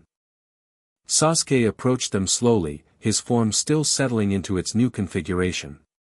"You've created something unexpected," he observed, studying the transformed system around them. "Neither what I envisioned nor what existed before." "Something better than either," Naruto suggested. A balanced evolution that preserves choice. For a long moment, Sasuke considered this. Then, surprisingly, he nodded. Perhaps. Time will reveal whether your middle path leads to stagnation or true advancement. And your role in this new system? Asuna asked him directly. Sasuke considered this. Observer, for now. My connection to the network remains, though changed. I cannot force integration, but I can still perceive the patterns, the potential. We'll be watching, Sinon warned, her rifle still ready. I would expect nothing less. A ghost of a smile crossed Sasuke's face. Until we meet again. With that, his form dissolved into streams of balanced energy that flowed into the transformed network, not gone completely, but dispersed, observing rather than controlling. As Sasuke departed, the full impact of their actions became clear. Throughout the chakra network, game worlds were re-establishing their boundaries while maintaining clean connections. Players who had been trapped or displaced were returning to their proper realms, logout functions restored to full operation. In the physical world, digital systems stabilized with enhanced functionality, the brief, chaotic integration providing unexpected advancements in human-computer interfaces before boundaries reasserted. We should return, Naruto suggested. There's much to monitor as the system recalibrates fully. But their shared experience had fundamentally changed their relationship. The bond formed during synchronization remained, a connection deeper than friendship or alliance, existing at reality's foundation itself. What happens to us now? Asuna asked, the question encompassing far more than their immediate plans.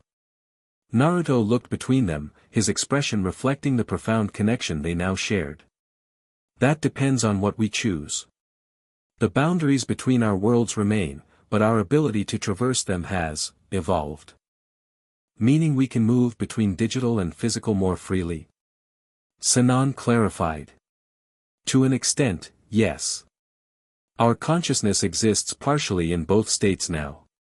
We can perceive and interact across the boundary in ways others cannot. Naruto created a small demonstration, a digital construct that briefly manifested with physical properties before returning to pure data.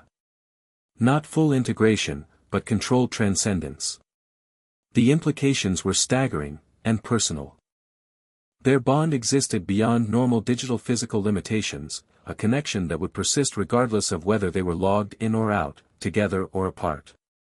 So we're what, partially digital ourselves now? Asuna asked. And I'm partially physical, Naruto added. Our experiences at the boundary changed us all. We exist primarily in our original states, but with aspects that transcend conventional boundaries. This revelation settled over them, not with fear or regret, but with a sense of new possibilities. Their shared experience had created something unprecedented, a connection that honored boundaries while transcending them through conscious choice. I can feel it, Sinon admitted, a rare vulnerability in her voice. Even now, thinking about logging out, the connection would remain. Naruto nodded. The protocol's recalibration created clean interfaces between realities. Our synchronization placed us at the first of these interfaces, pioneers of a new type of connection. Around them, the origin server continued its transformation, evolving into what would become the central hub of the new balanced network. Reality stabilized into clear patterns, distinct boundaries with clean transition points rather than forced integration. It's time to return, Naruto said finally. The network needs guidance during this transition.